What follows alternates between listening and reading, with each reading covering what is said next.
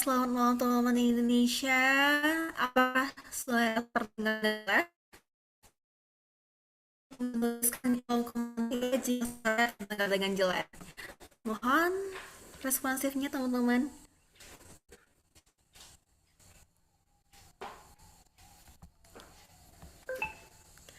Oke, ini sudah ada yang memberikan reaksi jempol ya. Ini saya akan memulai dalam kegiatan workshop kita malam hari ini. Burung merpati terbang melayang, hinggap sebentar di atas menara. Selamat datang para pejuang gemilang, saatnya membangun citra mengukir karya. Assalamualaikum warahmatullahi wabarakatuh. Salam sejahtera bagi kita semua. Selamat malam teman-teman hebat Indonesia. Bagaimana kabarnya malam hari ini? Oke, nah aku berharapnya teman-teman semoga semuanya dalam keadaan sehat, penuh semangat dan tentu saja sudah siap meningkatkan kemampuan komunikasinya supaya sudah matang banget untuk interview beasiswa. Nah, kita tidak akan lengah dari pepatah yang sering kali diucapkan ya. Tak kenal maka tak sayang. Kenalin aku Hana Zahra dari kota wisata yang identik dengan jam gadang akan menemani teman-teman selama kurang lebih 2 jam ke depan. Tentu saja ini merupakan sebuah kehormatan bagi saya menjadi bagian dari kegiatan yang sangat luar biasa hari ini. Oke. Nah, sebelum kita masuk ke materi ya teman-teman, karena materi ini sangat luar biasa juga dan aku sendiri sebagai host malam ini sangat excited banget teman-teman. Tentu saja kita mau pemanasan terlebih dahulu, oke ya, kita pemanasan terlebih dahulu. Aku ingin melakukan permainan sendiri. Jadi aku mohon untuk sementara waktu teman-teman untuk bisa mengaktifkan kamera terlebih dahulu. Oke, jadi aku berharapnya teman-teman untuk bisa angkat tangan kanan teman-teman semuanya. Oke, ini udah responsif banget ya teman-teman. Sekarang tunjuk diri sendiri, oke? Oke, lalu katakan dengan penuh percaya diri, saya layak mendapatkan beasiswa impian saya. Oke? Nggak apa-apa, nggak open mic, nggak apa-apa, tapi aku pengennya teman-teman mengikuti apa yang aku sampaikan.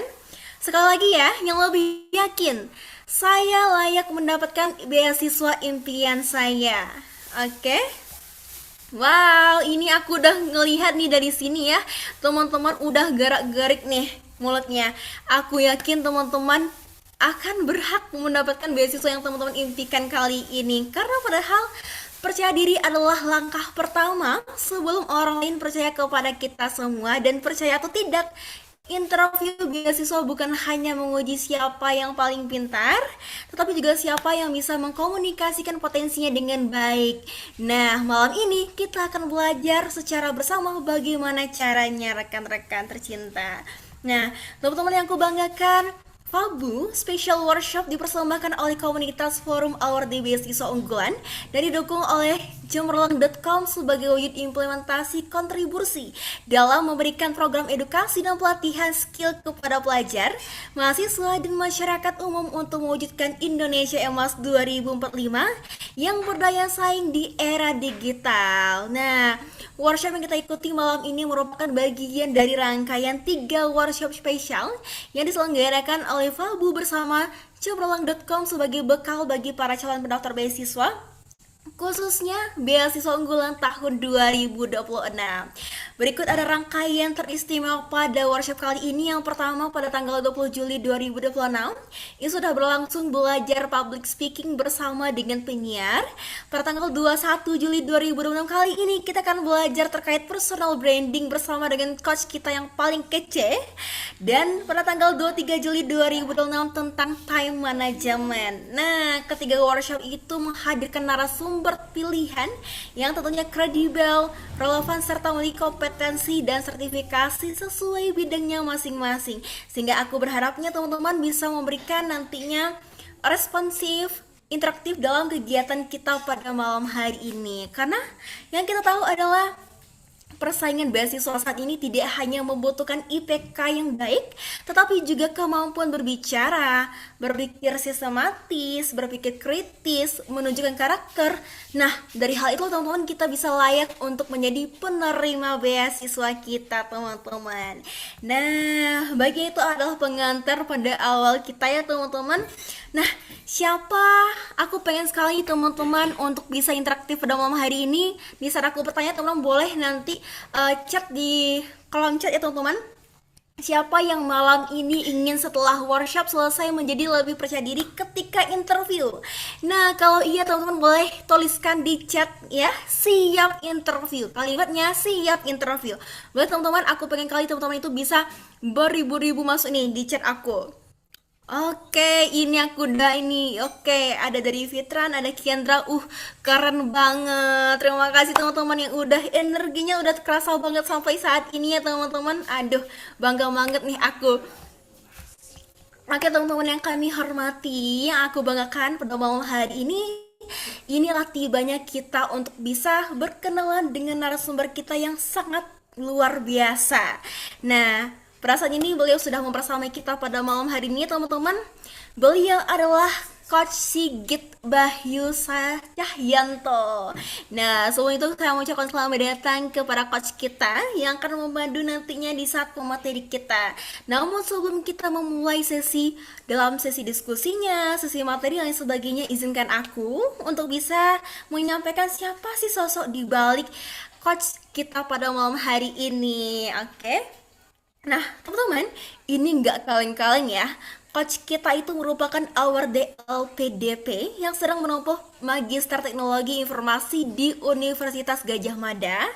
Bahkan, ia pernah meraih mahasiswa berprestasi satu UGM loh, dan juga lulus sebagai wisudawan terbaik Sarjana Terapan UGM 2024 dengan IPK 3,97. Wow, keren banget. Apalagi nih ya, aku kayak terinspirasi banget nih sama coach kita kali ini.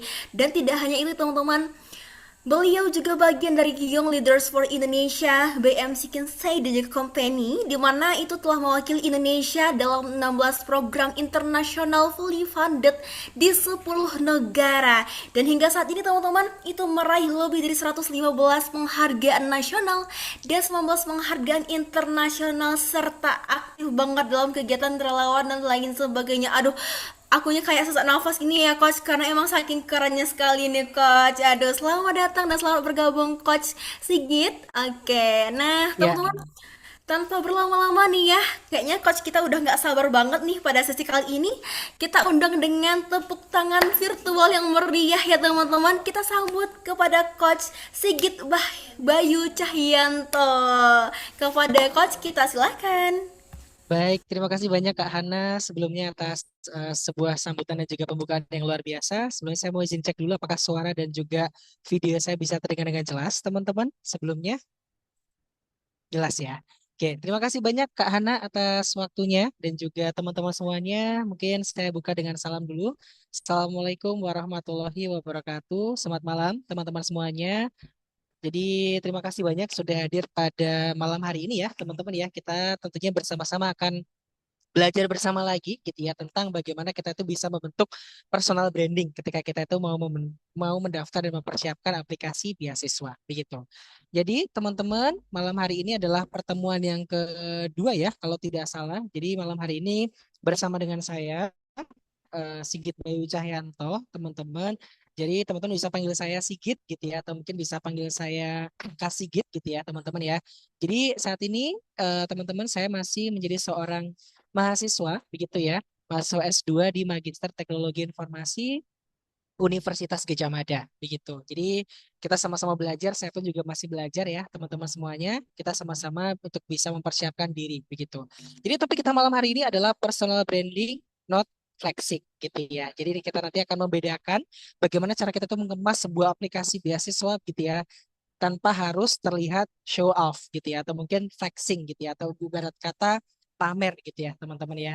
Tadi sudah disampaikan ya teman-teman semuanya. Jadi di samping saya menjadi seorang mahasiswa, saat ini saya juga aktif sebagai self development trainer di Karya Inspirasi Indonesia. Jadi memang tugas saya begitu ya teman-teman yang sudah saya tuliskan juga di bagian rencana kontribusi, saya ingin membersamai generasi hebat pemuda-pemudi di seluruh Nusantara mengenai self development begitu. Jadi teman-teman nanti misalkan ke depan saya misalkan ada workshop atau mungkin seminar seputar persiapan karir atau mungkin juga persiapan self development itu sendiri, nanti silahkan bisa ikutin saya di sosial media. Insya Allah nanti akan terupdate secara otomatis di Instagram saya. Begitu teman-teman.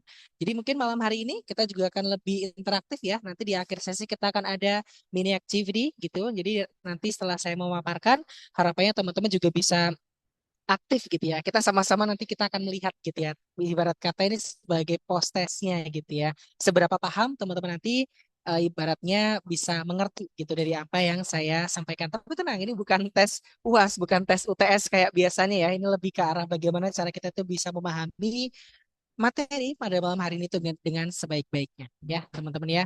Oke, jadi ini adalah topik kita malam hari ini. Kita pertama-tama akan tahu dulu apa itu personal branding dan apa itu flexing ya atau show off. Terus kemudian kita nanti juga akan tahu kenapa sih beasiswa itu butuh yang namanya branding. Kenapa ketika kita tuh mendaftar sebuah beasiswa, kita tuh perlu yang namanya personal branding.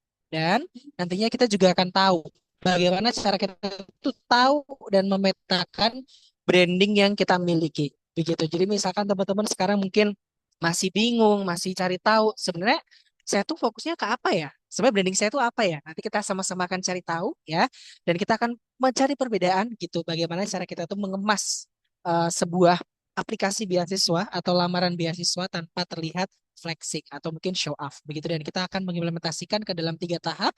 Kita akan sama-sama mempersiapkan karena kan kalau di beasiswa unggulan dan beasiswa pada umumnya itu kan terbagi ke dalam 3 aspek ya teman-teman ya, administrasi, kemudian wawancara, dan yang ketiga adalah matchmaking. Nanti kita akan kulik bagaimana cara kita tuh menuliskan CV ya, tapi kita tidak menyusun dari awal, kita hanya mencontohkan bagaimana menulis part of CV supaya tidak terlihat show off.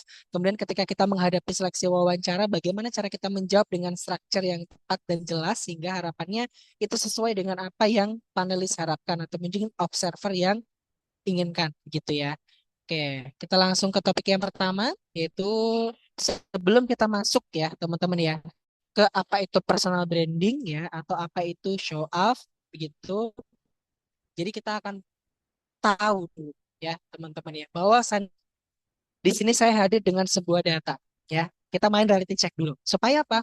Teman-teman memahami kalau personal branding itu memang penting.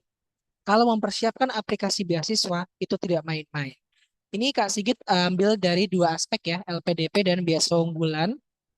Jadi berdasarkan pendaftar tahap 2 tahun 2025 ya, itu di tahun lalu tepatnya di akhir tahun, itu pendaftar beasiswa itu mencapai 37.459 pendaftar. Nah, sedangkan yang diterima sampai dengan tahapan final itu hanya 2.511 mahasiswa atau calon penerima beasiswa. Kalau misalkan kita percentage, itu hanya 6,7% dari 100% orang yang melamar beasiswa. Nah, apalagi di tren awal tahun kemarin itu sudah sampai di 78 ribuan, teman-teman. Apabila ditotalkan dari estimasi dari tahap 1 dan tahap kedua. Kemudian kalau kita beralih ke beasiswa unggulan. Nah, di tahun 2021 karena saya mendapatkan datanya yang ada di Puslapdik ya, teman-teman. Semua ini based on data, bukan dari saya sendiri yang menyampaikan, tapi data yang berbicara semua ini. Nah, 2021 itu ada 140 ribu akun yang terdaftar. Terus kemudian ada 32 akun yang tersubmit. Nah, di awal tahun 2024, penerima beasiswa unggulan, baik dari kategori S1, S2, itu ada 4.259 awardee. Nah, tentunya ini menjadi salah satu signaling yang harus kita perhatikan, teman-teman. Kalau kita tidak mempersiapkan aplikasi sebaik mungkin, kita tidak pernah tahu apakah kita akan menjadi bagian dari 2.500 tadikah atau 4.200 di setiap periodenya. Sehingga ini menjadi salah satu langkah awal bagaimana cara kita itu bisa mempersiapkan aplikasi sebaik mungkin sesuai dengan versi terbaik dari teman-teman ya. Jadi data ini sebagai pengantar supaya kita paham dan tahu bahwasanya apa yang kita lakukan malam hari ini itu adalah salah satu langkah awal untuk teman-teman itu bisa memappingkan dan mempersiapkan untuk mendaftar beasiswa. Nah, kemudian teman-teman, setelah ini kita akan mengetahui tentang personal branding. Kadang kita sering ya mendengar istilah personal branding, branding dan lain sebagainya, begitu ya teman-teman ya. Tapi sekarang kita akan membahas personal branding dalam aspek konteks beasiswa atau scholarship konteks. Kalau misalkan pada umumnya personal branding itu bagaimana cara orang lain itu bisa menilai kita, bagaimana cara orang itu bisa mengenal kita ya, walaupun kita tuh tidak ada dalam ruangan. Jadi orang itu bisa mengidentifikasi kita tuh orangnya seperti apa, kita ini sifatnya bagaimana. Itu adalah branding. Nah, tetapi kalau dalam aspek beasiswa, personal branding ini sebagai evidence based positioning. Artinya apa? Ini sebagai bukti, teman-teman. Sebagai bentuk credibility, sebagai bentuk relevansi, dan sebagai bentuk hal apa yang bisa menjadi sebuah hal yang bermanfaat dari teman-teman. Di sini dinilai dari 4 hal. Teman-teman nanti bisa kritisi. Pertama, value. Sebagai seorang calon penerima beasiswa tentunya harus memiliki yang namanya value. Karakter. Ini tidak instan, teman-teman. Tapi ini dibentuk dari kebiasaan yang terus selalu kita ulang. Dan itu hadir karena motivasi kita untuk selalu konsisten.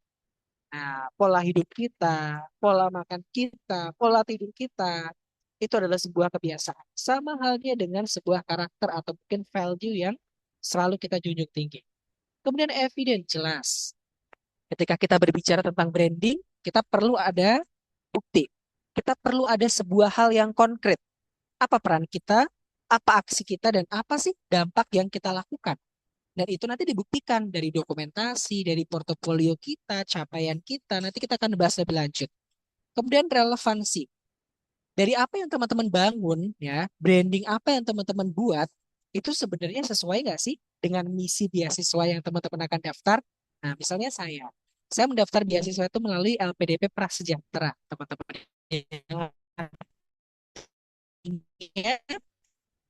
Saya mendaftar itu dari yang maaf orang-orang yang kurang beradab. Nah, sedangkan di Biasa Unggulan sepemahaman saya itu ada 2 jalur. Ada masyarakat berprestasi, ada masyarakat kurang mampu. Jadi teman-teman bisa memposisikan diri berdasarkan keadaan dan kondisi teman-teman. Jadi jangan sampai teman-teman mungkin, maaf, kondisinya kurang mampu tapi daftarnya yang berprestasi. Begitu. Jadi teman-teman harus bisa menimbang dan memilih kira-kira kriteria yang tepat yang mana. Begitu. Kira-kira peluang yang besar yang bisa saya dapatkan itu yang mana. Ya, karena lagi-lagi ini semua adalah trik. Ini semua adalah preparation, ya, tips and trick. Jadi teman-teman harus bisa melihat possibility teman-teman itu terbesar untuk bisa lolos itu di aspek yang mana. Dan kemudian contribution, jelas kontribusi teman-teman.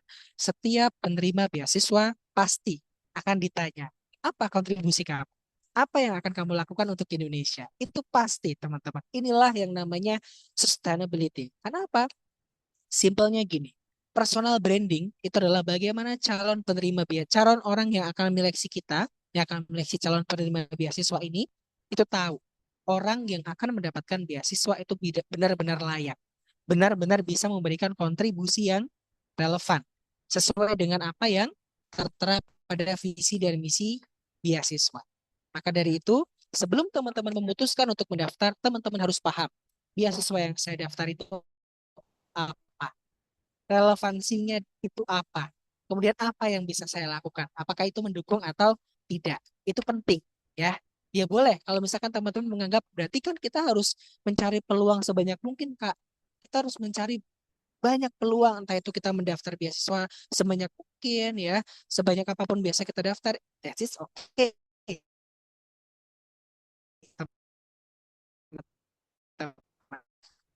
Apa, tapi teman-teman harus besok time manage sekarang kita untuk siapkan aplikasi beasiswa. Kemudian berbeda dengan flexing atau show off. Nah, teman-teman, flexing, show off gitu ya. Itu bagaimana cara kita kelihatan menarik gitu sama orang lain. Bagaimana supaya kita tuh kayak dipuji terus gitu. Ketika kita posting suatu prestasi, suatu achievement di sosmed, itu artinya flexing ya. Itu artinya pamer ya. Belum tentu, teman-teman. Kenapa? Ingat, itu adalah bukti. Itu adalah evidence. Dengan teman-teman posting di sosial media, ya, misalnya teman-teman upload pernah ikut organisasi, pernah lolos ke dalam suatu kompetisi, ya, pernah memenangkan lomba dan lain sebagainya, itu adalah achievement. Nah, bukan berarti itu flexing. Tergantung bagaimana cara kita tuh mengemas itu dengan bentuk branding. Nah, itu harus dikemas. Kita harus bisa menceritakan. Kita harus bisa bercerita. Jadi kita akan coba praktikan juga bagaimana cara kita itu mengemas apa yang ingin kita bentuk menjadi sebuah portofolio. Di sini yang dimaksud dengan flexing itu ada apa aja sih? Pertama jelas noise. Jadi biasanya ya, sedikit sering sekali melihat ketika orang-orang itu submit ya, ketika seorang calon pendaftar biasa itu submit, prestasinya itu banyak sekali. Nah, misalkan dari puluhan prestasi, ratusan prestasi itu semua dituliskan. Nah, too many award. Tapi patternnya apa? Nah, tahu relevan apa ya udah yang penting ditulis aja semuanya Kak gitu. Terus kemudian no link gitu ya, no connect karena itu kan pasti ada visi misi, ada tujuannya ya. Jadi bukan berarti seluruh prestasi yang teman-teman punya itu berkaitan. Nah, jadi teman-teman harus bisa memilih dan juga memetakan.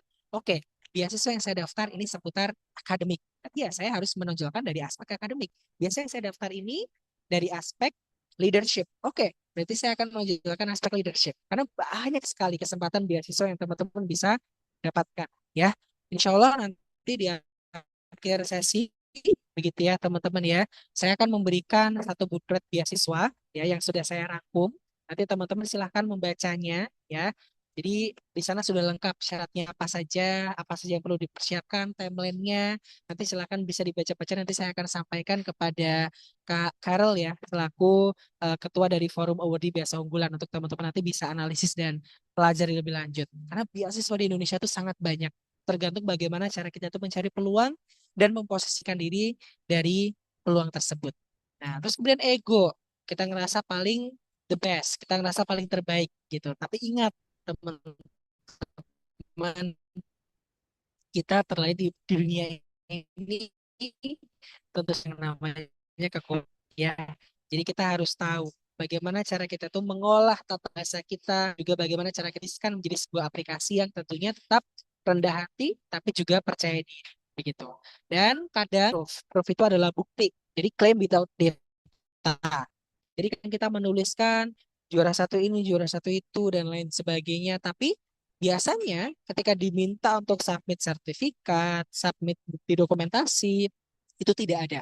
Jadi makanya apa yang teman-teman lakukan misalnya ada prestasi, ada achievement, terus teman-teman upload di sosial media, itu adalah bukti. Itu adalah dokumentasi. Karena apa? Waktu, tanggal, tahun, itu nggak bisa berbohong. Ya, teman-teman tinggal salin saja linknya dan tinggal submit saja apabila diminta bukti. Ya, teman-teman ya. Oke, nah, ini perbedaannya yang perlu kita perhatikan ya, teman-teman. Jadi secara ringkas, di sini saya memposisikan sebagai 5 aspek ya, teman-teman ya. Pertama, kalau dari aspek fokus, kalau personal branding, dia itu jelas, ada artinya, ada meaningnya, ada contribution, ya, kontribusinya apa dan tentunya fit. Tapi kalau dia hanya flexing, hanya show off, ya, itu hanya memperhatikan status, attention, superior. Jadi ngerasa kayak wah kalau semua-muanya dimasukin kayaknya kelihatan keren nih gitu kayak kelihatan superior nih gitu ya. Dan aku pokoknya pengen di notice gitu. Nah, evidence. Jadi kalau di personal branding jelas role-nya sebagai apa, role itu posisi. Biasanya kan kita diminta untuk memasukkan organisasi, pengalaman untuk magang ya, itu jelas. Role-nya apa, action-nya bagaimana, dan juga impact-nya apa. Nanti saya akan tunjukkan contohnya. Nah, kalau misalkan flexing dia hanya ngelis saja pernah magang di Pertamina, pernah magang di sini, pernah magang di situ, tapi nggak dijelaskan. Loh, magangnya ngapain gitu? So, what gitu? Apa yang dilakukan? Nah, kalau kemudian tone, tone itu adalah kepenulisan. Teman-teman, ketika kita menulis sebuah CV, sebuah esai, apalagi ya, itu pasti harus dari hati, ya teman-teman. Itu datang dari hati kita, itu datang dari arah goals yang ingin kita capai. Nah, tentunya di sini ketika kita memiliki personal branding, kita tentunya harus percaya diri, yakin kalau apa yang ingin kita capai itu harus tercapai gitu, tapi tetap humble, tidak perlu berlebihan, tidak perlu overclaim, tidak perlu self-center. Self-center itu artinya membanggakan diri kita saja. Dan maaf, terkadang itu kita menjatuhkan orang lain di narasi itu, ya. Jadi jangan pernah kita menggunakan tone seperti itu. Kemudian kalau dari aspek reader, reader itu orang yang akan mengoreksi kita, ya, orang yang akan melihat CV, esai kita, ya. Kalau personal branding tentunya itu akan membantu mereka. Oh, orang ini berpotensial nih. Orang ini potensial nih untuk menjadi salah satu calon penerima beasiswa.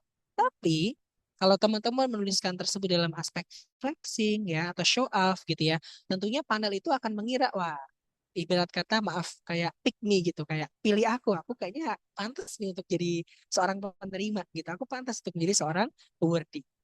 Jadi itu bedanya. Dan secara hasil juga jelas terukur begitu. Tapi kalau di sini mereka tuh cenderung lebih ke arah ya sudah mengunggulkan dirinya sendiri dan justru kayak memberikan jarak gitu ya, distance. Jadi menganggap bahwasanya dirinya dengan orang lain itu lebih unggul. Nah, itu namanya flexing atau show off. Nah, kurang lebih seperti ini untuk kita bisa membedakan secara rinci ya. Nantinya kita akan sama-sama melihat contoh bagaimana cara kita tuh menerapkan ini ke dalam sebuah aplikasi beasiswa. Tapi sebelum itu, Kak Sigit mau memberikan sebuah advice dulu. Kenapa sih beasiswa itu butuh yang namanya personal branding gitu ya? Kadang kita bertanya, kadang ke diri kita, kadang ke orang lain, kenapa ya? Kan kita lagi nggak daftar kerja nih gitu. Tapi kenapa ya kita perlu personal branding? Kita perlu mempersiapkan branding gitu ya. Yang jelas ya teman-teman, panel ya itu memiliki keterbatasan waktu untuk mendapatkan informasi yang akurat tentang teman-teman. Artinya apa? Kalau teman-teman sudah mempersiapkan branding teman-teman sejak awal, otomatis orang yang akan menyeleksi teman-teman itu akan dengan mudah untuk memverifikasi siapa teman-teman. Karena tadi balik lagi, personal branding kan keadaan ketika kita tidak ada di sana, orang lain itu bisa mengenal kita dengan baik. Ketika kita tidak ada di ruangan, kita tuh punya ciri khas, kita tuh punya karakter, kita tuh punya sebuah julukan, ibarat kata seperti itu. Nah, sama dengan beasiswa ya, teman-teman. Ketika di luar sana banyak orang yang mendaftar beasiswa, kita punya ciri khas tersendiri untuk bisa menjadi salah satu penerima beasiswa. Nah, sehingga ini yang dinamakan dengan signaling teori, begitu. Terus kemudian ini juga menentukan terkait dengan person organization fit. Tentunya orang yang akan menyeleksi beasiswa kita itu ingin mencari orang yang benar-benar relevan dan sesuai dengan apa yang menjadi tujuan kita. Jadi tentunya kan kita akan dibiayai ya teman-teman ya. Kita akan menerima biaya, kita akan menerima yang namanya living allowance ya, kesempatan untuk kita bisa menempuh studi. Tentunya kita juga nggak boleh main-main. Dan tentunya orang yang menyeleksi kita juga harus memastikan kita ini orangnya tanggung jawab dan memiliki yang namanya goal setting and grid, teman-teman. Goal setting itu jelas. Ketika kita kuliah itu tujuannya apa sih? Jurusan apa sih? Kenapa sih kok ngambil jurusan itu? Dan grid.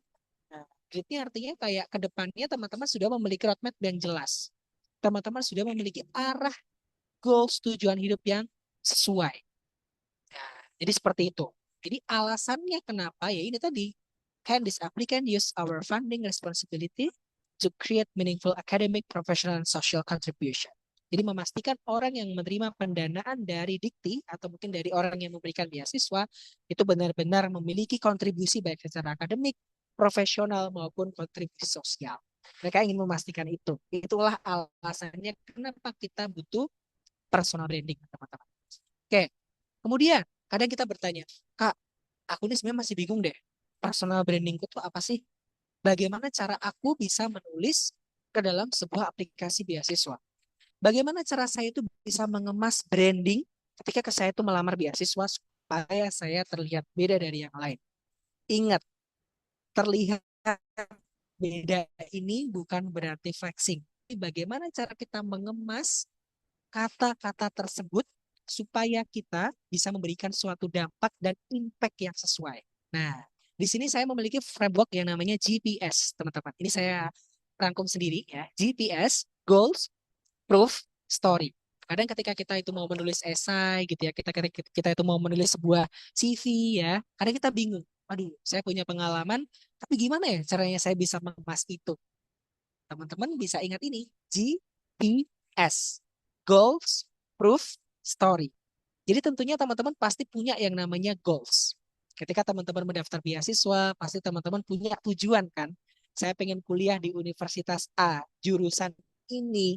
Ya, harapannya ketika saya lulus, saya bisa menjadi seorang bla bla bla bla. Nah, jadi balik lagi, what future problem do I want to solve? Teman-teman harus tahu dulu ketika teman-teman mendaftar beasiswa ini tuh alasannya apa sih? Goals-nya apa? Apa yang pengen teman-teman kembangkan? Apa yang teman-teman pengen lakukan? Nah, jadi pertanyaan itu banyak banget nanti cabangnya. Kemudian, proof. Nah, tentunya sebelum teman-teman matchmaking itu mencocokkan gitu ya. Dari apa yang teman-teman sudah targetkan, dari apa yang sudah menjadi goals teman-teman, teman-teman pasti punya yang namanya experience, pengalaman, nah, achievement. Di situ adalah proof.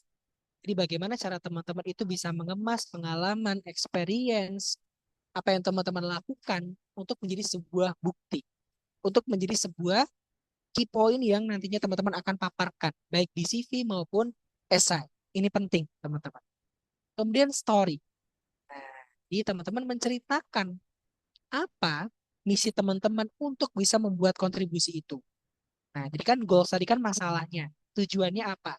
Teman-teman daftar itu karena apa? Masalah apa yang pengen teman-teman selesaikan? Kemudian balik lagi berkaca ke diri kita. Oke, saya memiliki pengalaman sebagai ketua OSIS. Oke, saya memiliki pengalaman sebagai divisi humas di BEM. Ini hanya contoh ya, teman-teman. Nanti teman-teman silahkan korelasikan sesuai dengan keadaan masing-masing. Dari situ teman-teman bisa buat key point dulu dan bisa ceritakan. Nah, sehingga ini bisa menjadi sebuah pattern nantinya. Bisa menjadi sebuah rentetan cerita, begitu. Nah, kenapa? Saya sendiri pun teman-teman ketika menyusun esai itu tidak satu kali jadi dan tidak generate by AI atau GPT dan lain sebagainya, tidak. Kenapa? Itu semua penuh dengan intuisi, ya. Sadar akan apa yang kita tulis, alurnya. Karena kita pengen jadi orang yang autentik. Kita pengen jadi orang yang benar-benar ternotis. Bukan ternotis karena tadi ya, flexing, bukan. Tapi karena branding yang kita miliki. Karena apa yang kita bawakan dalam pemaparan tersebut. CV, esai, maupun ketika interview. Sekarang, di sini, kadang kita juga masih berpikir, oke Kak, saya tadi kan sudah berpikir mengenai goals, proof, dan story, gitu ya. Sekarang, gimana ya caranya saya bisa menyusun? Gimana ya caranya saya itu bisa makin yakin kalau itu memang personal branding saya, kalau itu memang ciri khas saya. Nah, kalau itu memang personal value yang saya miliki. Ini namanya value to mission map siswa tidak. Jadi nanti Kak Karel juga, begitu nanti teman-teman bisa baca, di situ lengkap. Beasiswa itu ada tiga jenis. Pertama dari pemerintah. Pemerintah itu jelas yang menanggung bisa dari Kemendikbudristek ya, bisa dari Kementerian Pendidikan Tinggi, ya contohnya beasiswa unggulan gitu ya, LPDP dan lain sebagainya. Ya, BPI itu dari pemerintah. Kedua itu dari swasta. Misalkan dari bank ya, beasiswa Brilian, YBM BRI ya, terus kemudian juga Bakti BCA. Nah, itu juga beasiswa teman-teman. Itu namanya dari swasta. Dan yang ketiga itu dari NGO. Nah, dari sebuah foundation. Jadi memang kita harus paham, oke, saya daftar beasiswa ini itu karena apa? Misinya apa? Nanti teman-teman bisa cari tahu dulu. Value saya apa? Misal, integrity ya. Orang yang memiliki integritas, resilience. Orang yang memiliki ketahanan gitu. Dan juga tentunya mudah untuk menyesuaikan dan berkembang. Terus kemudian buktinya apa? Tadi, proyeknya teman-teman apa? Apa yang teman-teman lakukan gitu ya. Balik lagi ke data. Ini penting. Terus kemudian dihubungkan dengan misi dari pemberi beasiswa tersebut sehingga nantinya bisa relevan dan berkaitan. Dan dihubungkan dengan contribution plan. Planning apa yang akan teman-teman lakukan ketika sudah lulus. Rencana apa yang akan teman-teman perbuat. Contoh. Ini hanya contoh ya teman-teman ya. Jadi karena saya menjunjung tinggi nilai apa, bla bla bla nanti silakan diisi, tapi nanti bisa diganti juga sesuai version teman-teman. Saya telah mengembangkan, mengembangkan apa? Ceritakan dari pengalaman yang teman-teman punya. Apakah organisasi kah? Apakah pengalaman lomba kah? Proyek kah? Penelitian, magang, apapun itu. Pilih satu cerita yang berdampak. Nah, terus kemudian masuk lagi ke misi beasiswa melalui beasiswa unggulan. Ini contoh ya teman-teman ya. Saya ingin memperkuat kompetensi dalam bidang apa? Sesuai dengan apa yang akan teman-teman pelajari. Misalkan dari bidang studi, misalkan teknologi informasi kah, atau misalkan dari keterampilan apa yang akan teman-teman pelajari tentang data, ekonomi, dan lain sebagainya. Karena kan tujuannya kan macam-macam ya. Nanti teman-teman silahkan bisa pelajari lagi sesuai dengan apa yang menjadi passion dan kegemaran teman-teman. Supaya apa? Supaya dapat berkontribusi dalam menyelesaikan bla bla bla bla bla apa sesuai dengan bidang yang teman-teman ambil. Jadi ini sebagai contoh sentence aja. Jadi bukan contoh yang asli ya, bukan. Karena apa ya tadi teman-teman perlu untuk memappingkan, teman-teman perlu untuk mengolah kosakata tersebut. Ini saya di sini hanya memberikan contoh bagaimana cara menuliskan supaya tidak flexing, supaya tidak show off gitu ya. Karena terkadang kita terlalu banyak list prestasi kita ini bla bla bla bla. Padahal sebenarnya prestasi itu sudah ada tabel dan kolomnya tersendiri. Pasti seperti itu. Setiap beasiswa pasti meminta kita untuk tulis prestasimu. Nah, padahal di situ sudah ada. Dan seharusnya itu tidak perlu kita mention lagi di esai. Tidak perlu kita tuliskan lagi. Nah, kenapa? Itulah yang dinamakan dengan, maaf, show off secara tidak langsung. Dari aspek psikologi ya, ini pemahaman saya, karena biasanya ketika kita seleksi beasiswa, kita itu akan dilihat dari tiga aspek. Pertama itu dalam aspek education, pendidikan kita, akademik kita itu bagaimana, academic knowledge kita itu seperti apa, pengetahuan kita. Kedua, itu adalah psikis kita. Apakah kita memang orangnya sukanya seperti itu, orangnya sifatnya bagaimana, seperti ini. Nah, itulah dari aspek psikis. Sama dengan apa yang teman-teman tadinya mungkin perbuat ketika menulis di esai. Kan sebenarnya sudah tersedia kolom tersendiri untuk mengisi prestasi, tapi kita kadang masih menuliskan pernah juara ini, pernah juara itu. Nah, itu sebenarnya maaf tidak perlu kalau tidak berkaitan yang benar-benar relevan ya, teman-teman. Saya tidak pernah menuliskan prestasi ketika saya menuliskan esai, teman-teman. Jadi saya menuliskan itu berdasarkan tadi pengalaman, project yang benar-benar relevan. Yang itu menunjukkan saya memiliki sebuah kontribusi. Saya memiliki yang namanya sebuah pemahaman dari apa yang saya lakukan. Begitu. Karena kan achievement itu kan sebuah hasil ya, teman-teman. Jadi seperti itu. Oke, sekarang masuk ke evidence inventory ya. Terkadang ketika kita itu menuliskan sebuah pengalaman, menuliskan sebuah bukti, kadang kita masih bingung bagaimana cara kita itu mengemasnya. Nah, jadi di sini kita harus paham terkait dengan role kita apa. Posisi kita tuh menjadi apa sih? Harus tahu. Nah, misalkan kemarin banyak banget yang bertanya ke saya seperti ini. Kak, saya tuh di OSIS sebagai anggota, gimana ya cara saya itu menuliskan? Teman-teman, role ya, posisi itu tidak harus ketua, tidak harus wakil, tidak harus bendahara, sekretaris. Sekalipun teman-teman anggota itu tidak masalah. Karena apa yang dilihat adalah actionnya. Apa yang teman-teman lakukan. Kalau teman-teman sebagai seorang anggota tapi proaktif, tapi teman-teman benar-benar apa ya kompeten untuk bisa mendukung program yang ada, menjalankan program kerja yang relevan, justru itu yang bagus. Bukan yang pernah jadi ketua ini, ketua itu, ketua ini, ketua itu, tapi maaf, itu tidak pernah optimal. Itu tidak pernah berjalan sesuai dengan apa yang sudah direncanakan. Nah, dan impact-nya benar-benar terukur, kuantifikasinya jelas, serta refleksi apa yang bisa teman-teman pelajari. Itulah yang sebenarnya akan dinilai. Karena beasiswa itu dinilai dari proses apa yang teman-teman pelajari dari awal sampai dengan teman-teman itu mengikuti event dan agenda tersebut. Nah, ini contoh, dua contoh ya. Ini contoh yang lemah, gitu ya. Bisa katakan sebagai weak evidence. Saya aktif mengikuti berbagai kegiatan organisasi dan kerelawanan, begitu. Terus kemudian di sini yang kuat, saya mengkoordinasi program literasi, menyusun 4 modul pembelajaran, dan menjangkau 60 pelajar. Hasil post-test menunjukkan peningkatan pemahaman sebesar 18%. Perbedaannya sangat jelas. Ini mengacu dari apa yang sudah dituliskan di sini, role sebagai apa? Sebagai koordinator program literasi. Tapi dia tidak menulis koordinator literasi, tapi mengemas ke dalam bahasa yang lebih humble. Nah, jadi dia tidak merasa memiliki job desk tertentu yang benar-benar paten. Kemudian apa yang dilakukan actionnya? Menyusun 4 modul. Modul apapun itu, ini hanya contoh ya teman-teman ya. Nah, impact-nya apa? Kontribusinya apa? Dan akhirnya menjangkau 60 pelajar. Dan refleksinya apa dari hasil post-test?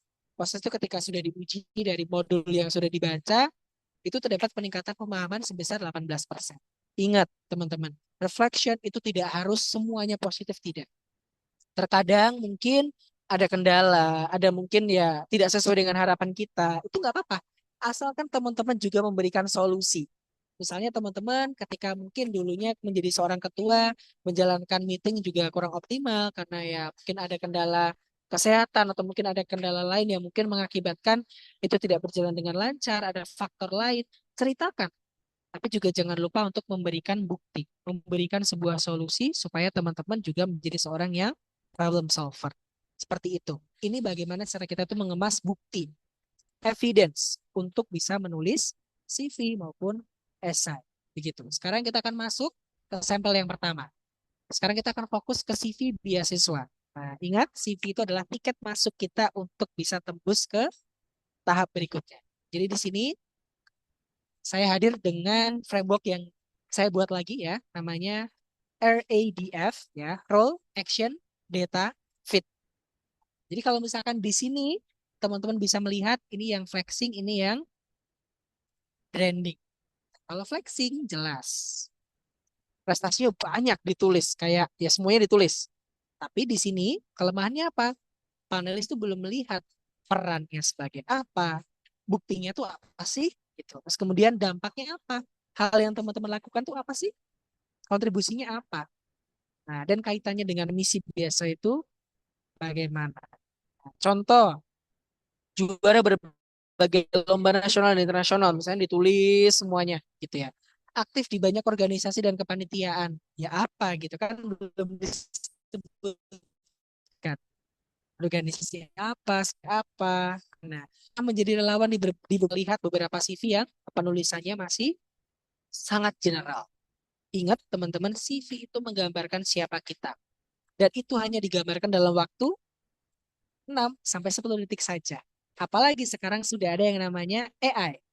Sudah ada yang namanya CV ATS. Namanya apa ATS? Applicant Tracking System. Artinya apa ya? Mengoreksi bukan lagi manusia. Kalau kita hanya menuliskan secara general, tanpa memperhatikan aspek-aspek yang sudah saya sebutkan, role-nya apa, action-nya apa, datanya bagaimana, itu tentunya CV kita akan ya sudah sama seperti CV yang lain. Tidak ada pembedaan. Nah, kalau misalkan kita ngelihat dari aspek branding, teman-teman bisa menuliskan di sini posisinya sebagai apa. Ini contoh saja ya teman-teman, misalnya sebagai mentor beasiswa. Nah, apa yang dilakukan? Misalnya memfasilitasi 8 sesi persiapan untuk apa? CV, esai, interview. Kepada siapa saja sasarannya? 300 peserta. Fokusnya pada akses pendidikan. Ini hanya contoh. Dan teman-teman nanti silahkan bisa sesuaikan dengan keadaan masing-masing. Sesuai dengan apa yang teman-teman alami, pengalaman apa yang terlakunya di beasiswa dengan jujur, teman-teman percaya. Ya, kalau memang itu jadi rezeki kita, insya Allah itu akan jadi jalan terbaik untuk kita. Ya, kalau misalkan belum rezeki, teman-teman, ya teman-teman harus percaya dan yakin di luaran sana itu masih banyak beasiswa. Nanti saya akan share ya teman-teman supaya teman-teman lebih excited lagi gitu ya. Kalau misalkan belum rezeki di UPS unggulan atau misalkan KIP dan lain sebagainya, teman-teman tidak hanya berhenti di sini saja. Bahkan kalau teman-teman tahu, mungkin saya tidak menampilkan di slide, sebelum saya mendapatkan 6 beasiswa kuliah ketika S1 dulunya, saya sebelumnya sempat gagal di 8 seleksi. Nah, macam-macam. Karena jalan hidup seseorang itu macam-macam dan berbeda-beda. Kita harus bisa tadi memposisikan diri kita dan mengambil peluang sesuai dengan apa yang kita bisa. Tapi tentunya harus jujur supaya apa? Supaya kedepannya berkah, teman-teman. Ya, karena tanpa kita sadari ya beasiswa yang diberikan ke kita itu kan kata ada yang dari pajak mat ya masa kita tanya orang-orang yang tinggi atau bahkan juga tentunya mewujudkan cita-cita kita ya jadi jangan sampai seperti itu teman-teman. Oke, yang kedua tadi sudah kita bahas tentang CV, sekarang kita akan bahas seputar esai. Nah ini contoh ya,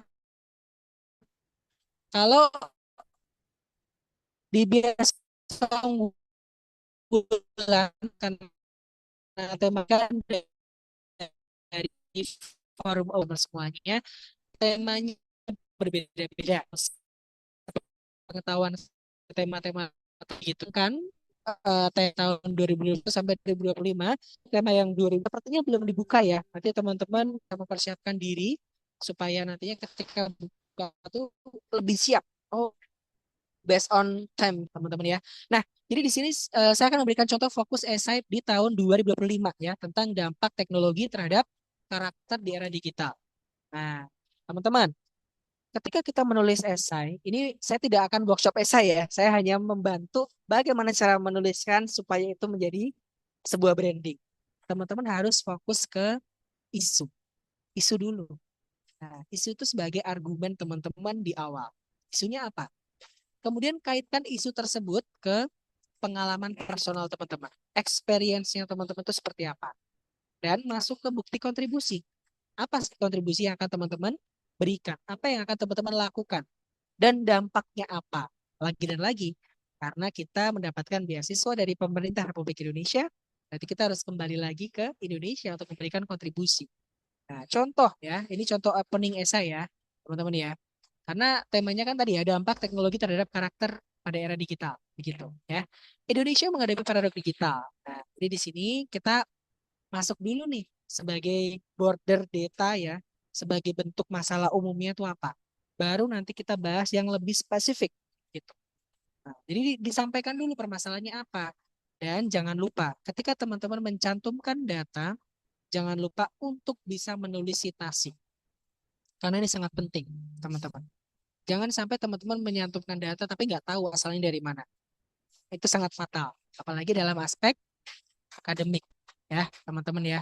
Nah, jadi teman-teman, ketika teman-teman menulis esai tadi, fokus ke masalahnya dulu, isunya dulu, begitu. Isu apa yang pengen teman-teman angkat? Oh, berarti terkait dengan keterbatasan akses digitalisasi. Nah, tentang bagaimana cara kita tuh menangani aspek permasalahan digital divide atau istilahnya ketimpangan digital gitu ya, teman-teman ya. Nah, terus kemudian teman-teman sampaikan, ini contoh yang singkat ya, ini bukan esai asli ya teman-teman. Masuk ke pengalaman personal. Dari pengalaman saya mendampingi pelajar, karena kan ini pengalaman saya sendiri ya teman-teman ya, pengalaman Sigit gitu.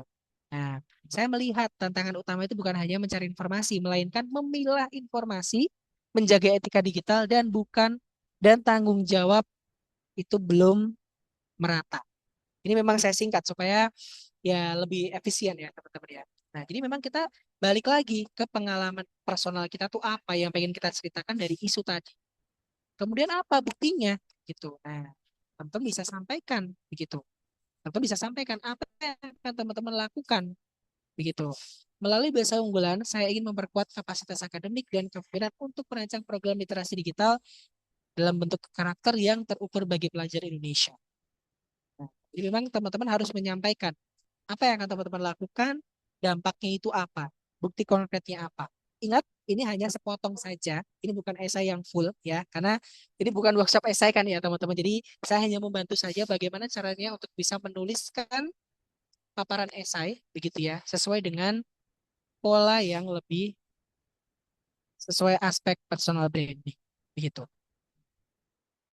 Nah, dan ya sebagai clue, setiap esai yang dilihat, dibaca, tentunya itu akan melihat dari aspek keunggulan karya kita apa, kemudian kontribusi kita itu bagaimana, dan relevansi dari tema. Jadi jangan sampai temanya, misalnya dampak teknologi terhadap karakter pada era digital, kita malah bahasnya macam-macam, kesehatan, healthcare, dan lain sebagainya, begitu ya. Nah, itu justru nggak sesuai. Nah, karena biasa unggulan itu biasanya ada tema-tema tertentu ya, yang menjadi subtopik untuk kita bisa susun. Nah, jadi gimana caranya? Kita lihat dulu temanya apa, kemudian kita balik lagi berbicara ke kita. Saya ini backgroundnya apa? Oh, saya sebagai seorang mahasiswa teknologi informasi. Oke, saya akan mengkaitkan aspek digital literasi berarti. Nah, saya akan berkontribusi dari aspek apa yang saya bisa sesuai dengan bidang saya. Seperti itu. Jadi jangan sampai teman-teman mencerita berhayal sesuatu yang mungkin ya tadi tidak realistis. Karena itu dilihat dari bidang kita juga. Apakah saya mampu melakukan ini? Apakah ini bisa realistis atau tidak? Gitu ya, teman-teman ya. Ini dari aspek esai. Sekarang yang ketiga adalah wawancara. Nah, tadi sudah ya. Kalau CV kan sudah kita bahas juga, esai juga sudah. Sekarang kita akan masuk ke bagaimana cara kita tuh bisa menghadapi wawancara tanpa terlihat flexing atau show off. Teman-teman, jadi ketika wawancara ya, saya tidak pernah menjawab wawancara itu lebih dari 2 menit. Paling lama itu 2 menit, teman-teman. 2 menit itu adalah waktu yang sangat lama bagi saya ya ketika menjawab sesuatu, apalagi interview. Jadi ketika kita menjawab interview dan kita harus memperhatikan personal branding, kalau pola dari saya itu biasanya menyebutkan aspek STAR. Ini mohon maaf belum tertulis ya, bisa saya menuliskan gitu. STAR itu adalah situation, task, action, and result. Sebenarnya semua ada di sini. Nah, kita identifikasi dulu fokusnya di mana. Fokus pada isu apa? Misal di sini ya. Nama saya Sigit Dwi Cahyanto, saya menekuni pada bidang teknologi informasi dengan fokus pada pembentukan karakter dan keamanan digital. Kan ada ujian UKBI ya kalau tidak salah ya. Jadi memang harus benar-benar hati-hati teman-teman ya. Kalau misalkan menggunakan cyber security dalam bahasa Inggris ya, miring. Itu sangat berpengaruh ya teman-teman ya. Ini balik lagi ke saya tadi. Terus kemudian masuk ke masalahnya apa? Problemnya apa? Nah, dampak teknologi pada karakter sesuai dengan tema. Nah, disebutkan sesuai dengan data yang saya dapatkan dari UNICEF, itu mencatat bahwasanya 99,4% anak Indonesia itu telah menggunakan internet, Bapak Ibu, dengan durasi rata-rata 5,4 jam per harinya. Namun, hanya 37,5% anak-anak itu pernah memperoleh informasi tentang bagaimana cara menjaga keamanan ketika menggunakan media daring. Jadi, ketika kita berbicara, balik lagi ke data. Masalahnya apa? Oke, ketimpangan tadi, digital. Jadi ketika orang-orang itu mengakses informasi, terkadang mereka mengabaikan, melalaikan terhadap aspek keamanan informasi. Masalah literasi terhadap resiko dan tanggung jawab digital. Nah, kemudian teman-teman menyampaikan buktinya apa? Kamu menyampaikan itu. Apa yang akan kamu lakukan? Melalui kegiatan pendampingan pelajar, saya mulai mengintegrasikan etika digital, refleksi karakter dan keamanan daring dalam materi pembelajaran. Jadi disisipkan, disampaikan. Dan kemudian apa kontribusinya? Melalui bias unggulan, saya ingin memperkuat kompetensi akademik untuk mengembangkan program literasi digital karakter yang terukur dan dapat diterapkan bersama dengan sekolah serta komunitas pendidikan. Ingat teman-teman, ketika menulis esai, sebenarnya bahasa yang digunakan itu adalah bahasa yang sangat sederhana. Karena apa? Kita tidak pernah tahu orang yang membaca esai kita itu apakah paham dengan apa yang kita tulis. Maka dari itu, saya seringkali menjelaskan di esai itu tidak pernah menggunakan istilah-istilah yang apa ya ibaratnya susah begitu. Ya betul itu eye-catching gitu ya. Bisa dikatakan itu kayak menarik gitu ya teman-teman.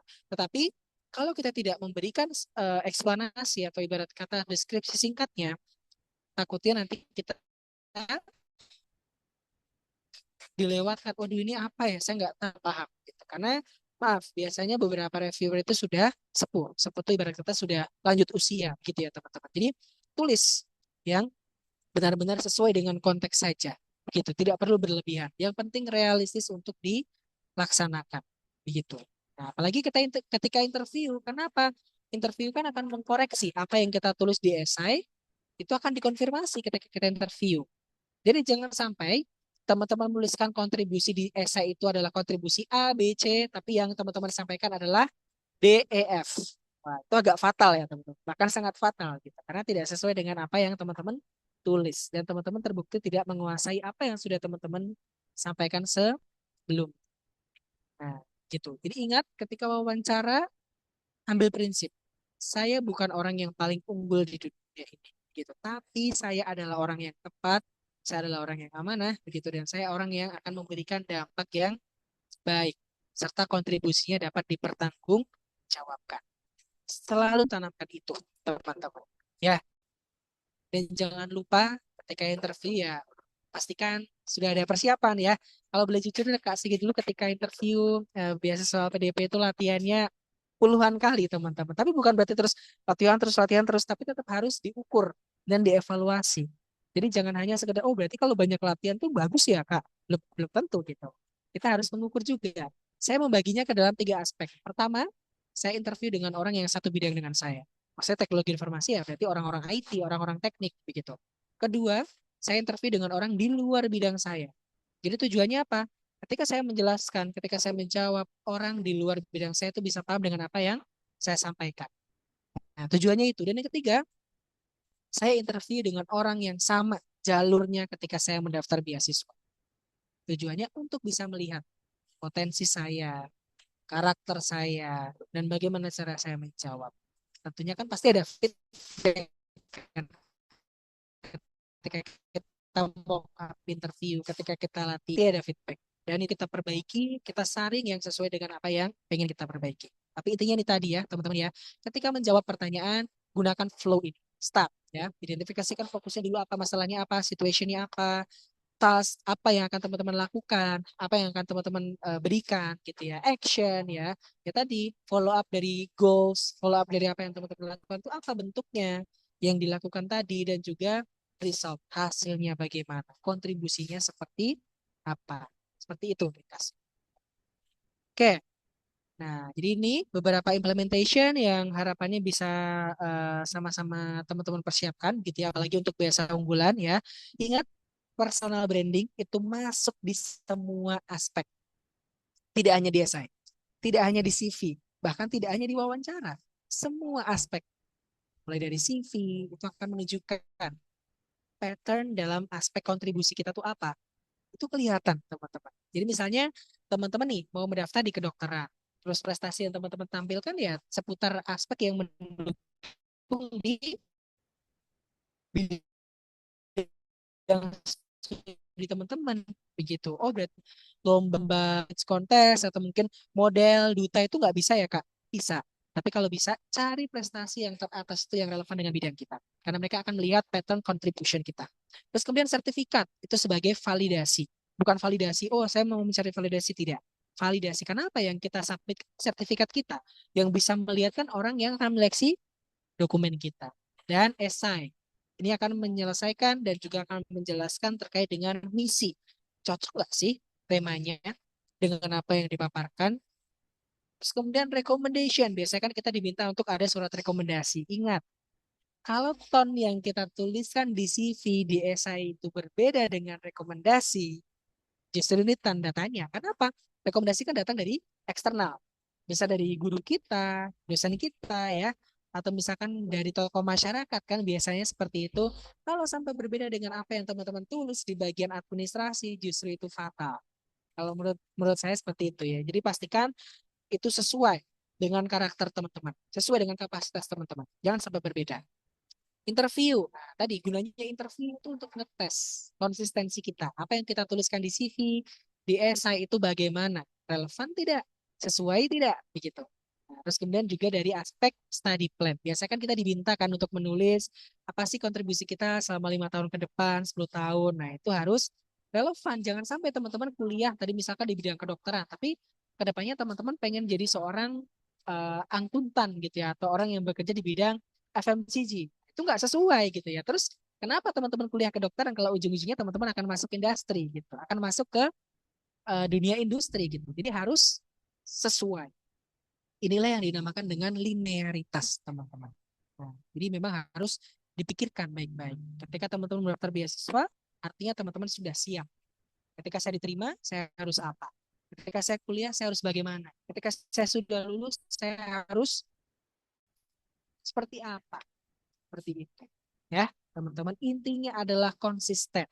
Baik dari aspek CV, esai, ya, sertifikat, atau mungkin proving dokumen yang teman-teman akan submit dan interview. Kalau semuanya linear, tentunya jelas. Insya Allah itu menjadi rezeki teman-teman. Begitu. Oke, ini sebagai cross check aja ya, teman-teman. Terkadang bahasa begitu ya, itu harus diperhatikan. Apalagi biasa unggulan, sangat memperhatikan aspek bahasa kepenulisan ya. Bahkan tidak hanya itu, biasa-biasa yang lain ya, LPDP dan lain sebagainya, saya selalu memperhatikan formatting, penulisan singkatan, penulisan kata-kata asing, karena itu dinilai ya teman-teman. Jadi jangan teman-teman anggap, oh berarti kalau yang esai itu yang penting intinya aja ya konteksnya. Betul. Tapi juga bagaimana cara teman-teman menuliskan. Itu adalah bentuk konsistensi.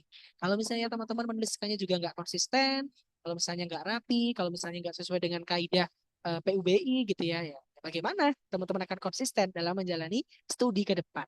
Gitu. Ini beberapa hal yang eh, bisa dikatakan kurang tepat ya. Misalnya, saya lebih unggul dan memiliki pengalaman yang lebih banyak dibanding peserta lain. Ini biasanya sering muncul di bagian pembeda. Apa sih yang membedakan kamu dengan yang lain? Nah, biasanya saya pernah dengar ada orang yang berbicara seperti ini. Tapi teman-teman harus berbicara sesuai dengan konteks teman-teman sendiri. Misalnya, saya telah membangun ya, rekam jejak prestasi saya di bidang apa, dibuktikan melalui apa. Teman-teman bercerita aja tentang diri teman-teman tanpa harus membandingkan diri teman-teman ke orang lain, tanpa harus merendahkan orang lain. Seperti itu. Dan lagi, saya memiliki banyak prestasi dan pengalaman organisasi. Ingat, fokus pada tujuan teman-teman itu apa, bidang teman-teman apa, ya. Itu yang teman-teman nantinya bisa tonjolkan supaya lebih relevan, begitu. Dan kemudian teman-teman di sini saya layak menerima beasiswa unggulan karena telah memiliki rekam jejak yang baik. Jadi biasanya ini ketika closing statement ya muncul begitu ya. Jadi ketika closing statement ya teman-teman harus memahami kalau memang ketika teman-teman mendaftar beasiswa ini itu pertama jelas teman-teman ingin melanjutkan studi sesuai dengan rencana studi teman-teman gitu. Kemudian tentu harus menyinggung masalah kontribusi, tapi ingat kontribusi ini harus yang realistis. Jadi jangan yang bertele-tele, jangan yang berarti kalau kontribusi kita yang out of the box gitu kemungkinan besar yang bagus ya Kak gitu. Belum tentu. Yang penting itu relevan dengan jurusan teman-teman, realistis bisa dilakukan ya dan tentunya teman-teman mampu. Sekarang balik lagi bertanya kepada diri kita sendiri. Kita mampu tidak melakukan itu? Kalau kita menuliskan, kita sanggup tidak untuk menjalankan itu? Kalau kita sanggup, insya Allah itu akan diberikan kemudahan dan kelancaran. Nah, terus kemudian saya selalu berusaha menjadi yang terbaik dalam setiap kesempatan. Biasanya ini ada dari tes psikotes ya. Ketika kita diminta untuk memilih dua pilihan gitu ya, kadang tanpa kita sadar kita ngeklik ini. Bahkan saya pun juga pernah ya, jujur aja teman-teman. Karena inilah yang dinamakan dengan tes psikotes, tes psikologi ya, entah beasiswa, entah kerja. Karena itu untuk melihat kita ini orangnya seperti apa, kita ini orangnya konsisten tidak, gitu. Jadi jangan sampai ketika ada pertanyaan yang sama di psikotes, kita jawabnya beda dari pilihan yang pertama. Ingat, menunjukkan konsistensi, menunjukkan bagi sifatnya kita, gitu ya. Dan yang paling jelas ya, yang paling tepat secara standar teman-teman tetap harus percaya diri. Gunakan kalimat yang percaya diri. Jangan hanya saya yakin saya bisa sukses, saya yakin saya itu yang terbaik. Jangan, itu kan terlalu general. Tidak tahu arahnya kemana. Begitu, harus spesifik dan humble. Tetap jadi orang yang humble, menuliskannya tadi ya. Intinya jangan pernah mention diri kita sendiri berlebihan. Jangan terlalu banyak memuji diri kita di esai. Tapi justru fokus pada isu masalahnya apa, kontribusi yang mau kita lakukan apa. Begitu kan mahasiswa ke Malaysia sehingga saya memiliki pengalaman dan public speaking yang baik dan bagus, manajemen tim yang bagus, jangan. Tapi teman-teman coba kemas lagi.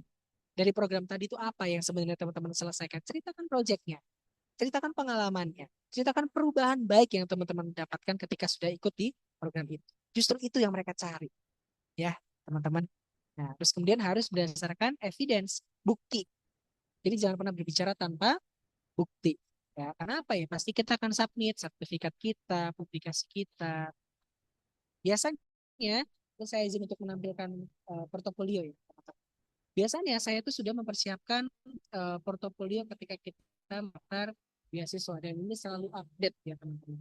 Jadi portofolio ini menjadi salah satu dokumen pendukung kita ketika kita itu mendaftar beasiswa. Ini hanya contoh saja ya. Nanti teman-teman silakan membuat sesuai dengan versi sendiri-sendiri.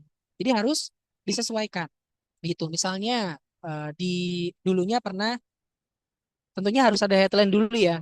Teman-teman itu sekarang itu apa, deskripsinya dan lain sebagainya. Terus bagaimana pengalaman pendidikannya, begitu ya. Kuliah di mana dulunya, terus kemudian pernah kalau pernah ikut exchange kalau pernah ikut magang tulis gitu ya.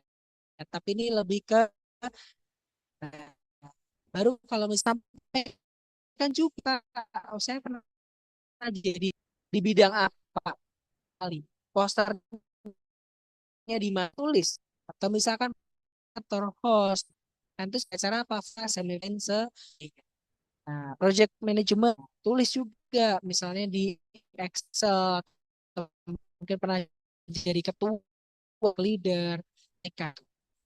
Kemudian pernah volunteer ya dan lain sebagainya. Semua itu dalam satu dokumen. Ini maaf ya, agak blur karena mungkin jaringan saya kurang baik begitu. Nah, kurang lebih seperti itu teman-teman. Inilah yang dinamakan dengan portofolio. Jadi tanpa itu gitu ya, biarlah portofolio yang berbicara. Biasanya kan kita diminta untuk upload portofolio ya, atau mungkin achievement dan lain sebagainya. Semua itu ada di dokumen portofolio. Dan itu bisa teman-teman persiapkan dari sekarang ya. Nanti silahkan bisa disiapkan masing-masing begitu. Oke, kita balik lagi ke topik ya, teman-teman. Kalau dari saya insya Allah sudah cukup untuk materinya. Sekarang sesuai dengan apa yang saya sampaikan di awal ya, kita akan coba untuk interactive session ya. Di sini saya sudah mempersiapkan mini activity untuk 3 orang yang berani istilahnya apa ya, berinteraksi dengan saya malam hari ini. Mungkin saya izin ya Kak Hana ya untuk cepat-cepatan yang raise hand gitu ya. Silahkan kalau yang berani boleh untuk raise hand. 2 orang lagi begitu ya. Kita akan coba tebak gitu ya. Kita akan bermain quiz. Ini personal branding atau flexing sih gitu ya. Satu lagi ada yang berani, teman-teman silahkan. Oke, ada Kak Email, Kak. Oh banyak ya sekarang ya yang raisen ya jadinya ya. Oke, ya. Jadi mungkin saya akan coba pilih dari yang teratas ya, teman-teman ya, supaya kita bisa berinteraksi dengan baik ya, teman-teman ya. Oke, kalau dari list yang teratas di sini ada Kak Email, Kak Jihan dan Kak Wangi. Mohon maaf ya teman-teman yang mungkin belum berkesempatan gitu ya. Semoga nanti di lain waktu kita bisa berjumpa lagi gitu ya. Makasih Kak Email, Kak Jihan sama Kak Wangi. Punten, saya boleh dibantu untuk spotlight Kakak host atau mungkin Kak Hana gitu ya. Oke, jadi kita akan coba bermain mini activity ya. Jadi kan tadi kita udah belajar tentang bagaimana itu personal branding dan bagaimana itu flexing. Pertama kita ke Kak Wangi dulu boleh ya. Kak Wangi ya mungkin boleh untuk open mic, perkenalan singkat, Eh, namanya sama siapa gitu. Terus kemudian sekarang kesibukannya bagaimana? Silakan Kak Wangi. Terima kasih Kak Sigit sebelumnya atas kesempatannya. Perkenalkan saya Wangi Indria, biasanya dipanggil Wangi. Sekarang kesibukannya mungkin sedang mempersiapkan untuk MPKMB IPB University, juga sedang coba nyicil-nyicil untuk persiapan beasiswa unggulan, begitu. Oke, salam kenal Kak Wangi. Ya, kita ke Kak Wangi dulu ya, Kak Email dan Kak Jihan. Nanti setelah itu kita ke Kak Email dan Kak Jihan. Nah, menurut Kak Wangi nih, ini kan ada potongan CV. Menurut Kak Email, ini personal branding atau flexing? Terus boleh gak berikan alasannya? Kalau misalkan ini personal branding, alasannya karena apa?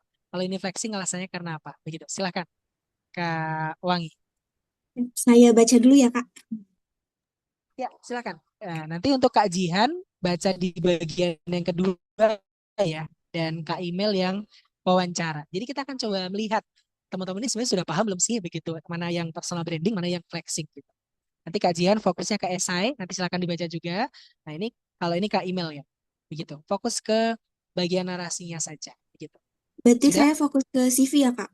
Ya betul, nomor 1 saja. Hmm.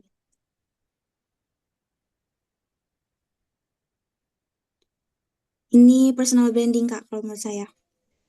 Oke. Alasannya kenapa nih Kak Email? Kenapa ini personal branding? Karena kalau menurut saya eh, di CV ini tuh apa ya, menceritakan gitu. Ada berapa datanya, ada angkanya, menjangkau berapa pelajar, terus apresiasinya apa gitu. Kemudian ada apa ya, sebagai penggerak pendidikan yang berorientasi dampak. Ya, Oke. kalau misalkan ada datanya. Oke, coba ya kita buktikan dulu apa yang disampaikan oleh Kak Wangi. Apakah ini personal branding atau flexing? Ini emang jujur standarnya agak sedikit tricky ya teman-teman ya. Karena kita mengetes supaya teman-teman bisa benar-benar membedakan. Oke, jawabannya pertama ini flexing. Kak Wangi dan teman-teman.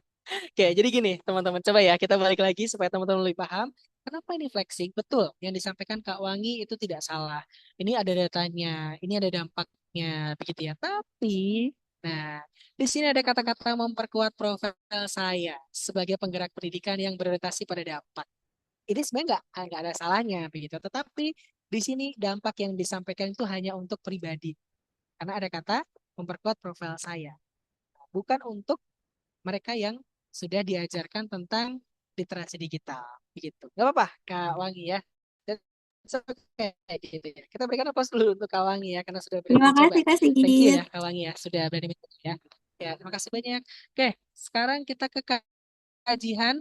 Oke, kajian mungkin bisa open mic dan kenalan singkat. Namanya siapa? Baik, terima kasih atas kesempatannya Kak Sigit. Baik teman-teman, perkenalkan nama aku Jihan Vira Fadila. Aku mahasiswa baru dari Institut Teknologi Sumatera dan jurusan aku itu Teknik Biomedis. Oke, jadi sini aku bakal ngejawab bahwa SI nomor 2 ini yang SI apakah termasuk personal branding atau flexing? Berdasarkan analisis saya bahwa ini merupakan personal branding karena pada pada kalimat awal itu terdapat data mengenai eh, penetrasi internet Indonesia yang merupakan data sesungguhnya bahwa ini terjadi di Indonesia. Kemudian dalam di sini dia memiliki role, dia bisa menemukan apa namanya menemukan bahwa ada kemudahan mengakses informasi itu karena beliau telah mendampingi lebih dari 5.700 pelajar. Nah, setelah itu dia memiliki action yang dimana dia memberitahu bahwa dengan beasiswa unggulan ini dia ingin memperkuat kapasitas akademik dia untuk mengembangkan modal literasi digital karakter. Karena dia sudah menemukan bahwa digital akses informasi itu udah sangat mudah, tetapi untuk pengelolaannya masih masih belum baik begitu. Terima kasih. Oke, luar biasa. Thank you kajian. Kita berikan aplaus dulu ya untuk kajian ya. Luar biasa. Terima kasih banyak. Nah, jadi apa yang disampaikan kajian tadi, ini personal branding atau flexing? Jawabannya betul, personal branding ya. Jadi ini sesuai dengan apa yang disampaikan. Jadi disebutkan pertama itu ada isunya dulu ya. Ada sebuah problem yang disampaikan. Yang namanya esai, tentunya kalau kita ingat tadi ya, ada isunya dulu, terus kemudian masuk ke dalam aspek apa yang menjadi fokusnya kita, gitu. Nah, terus kemudian apa yang menjadi role kita, apa yang bisa kita lakukan sesuai dengan roles kita tadi, dan masuk ke arah aspek kontribusi. Jadi ini masuknya ke personal branding. Terima kasih, tepat sekali. Terima kasih banyak Kak Jihan. Satu lagi ya, ada Kak Email. Halo Kak Email, tadi sudah terhubung ya. Apakah bisa open mic Kak Email? Tapi tadi ada ya, mungkin sekarang belum ada. Oke, mungkin tadi yang raise hand ada satu lagi ya, kalau nggak salah tadi ada Kak Naufal. Apakah Kak Naufal ingin mencoba? Kak Naufal?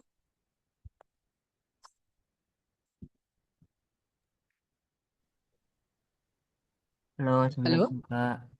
Waalaikumsalam. Ya, ini belum terlihat ya. Oke, atau masih apa namanya di hide dari apa namanya kamera mungkin ya. Oke, Kak Novel mungkin boleh kenalan dulu singkat namanya siapa dari mana? Silahkan. Perkenalkan nama saya Muhammad Naufal. Saya mahasiswa baru dari Universitas Hasanuddin. Oke, Makassar ya. Oke, salam kenal Iya. Kak Novel. Ya, sekarang kalau Kak Novel membaca sekilas gitu ya dari wawancara ini personal branding atau flexing menurut Kak Novel? Saya izin Kira-kira. baca dulu ya Kak. Ya, silakan, silakan. Kira kalau Kak Novel nih sebagai seorang yang daftar beasiswa terus kemudian wawancara menjawab ini personal branding atau flexing. Silakan.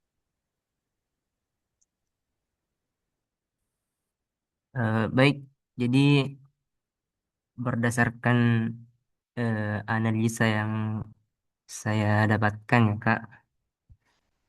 Jadi saya rasa ini personal branding Kak.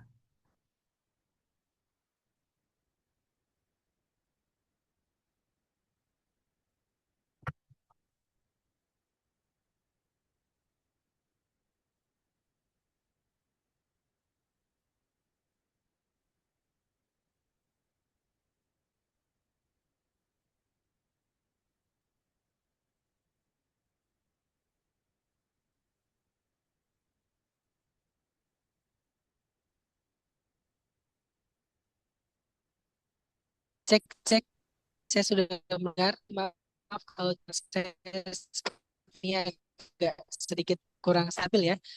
Ya, oke, sekarang coba kita akan buktikan apakah ini personal branding atau flexing gitu ya. Oke, jadi jawabannya adalah flexing.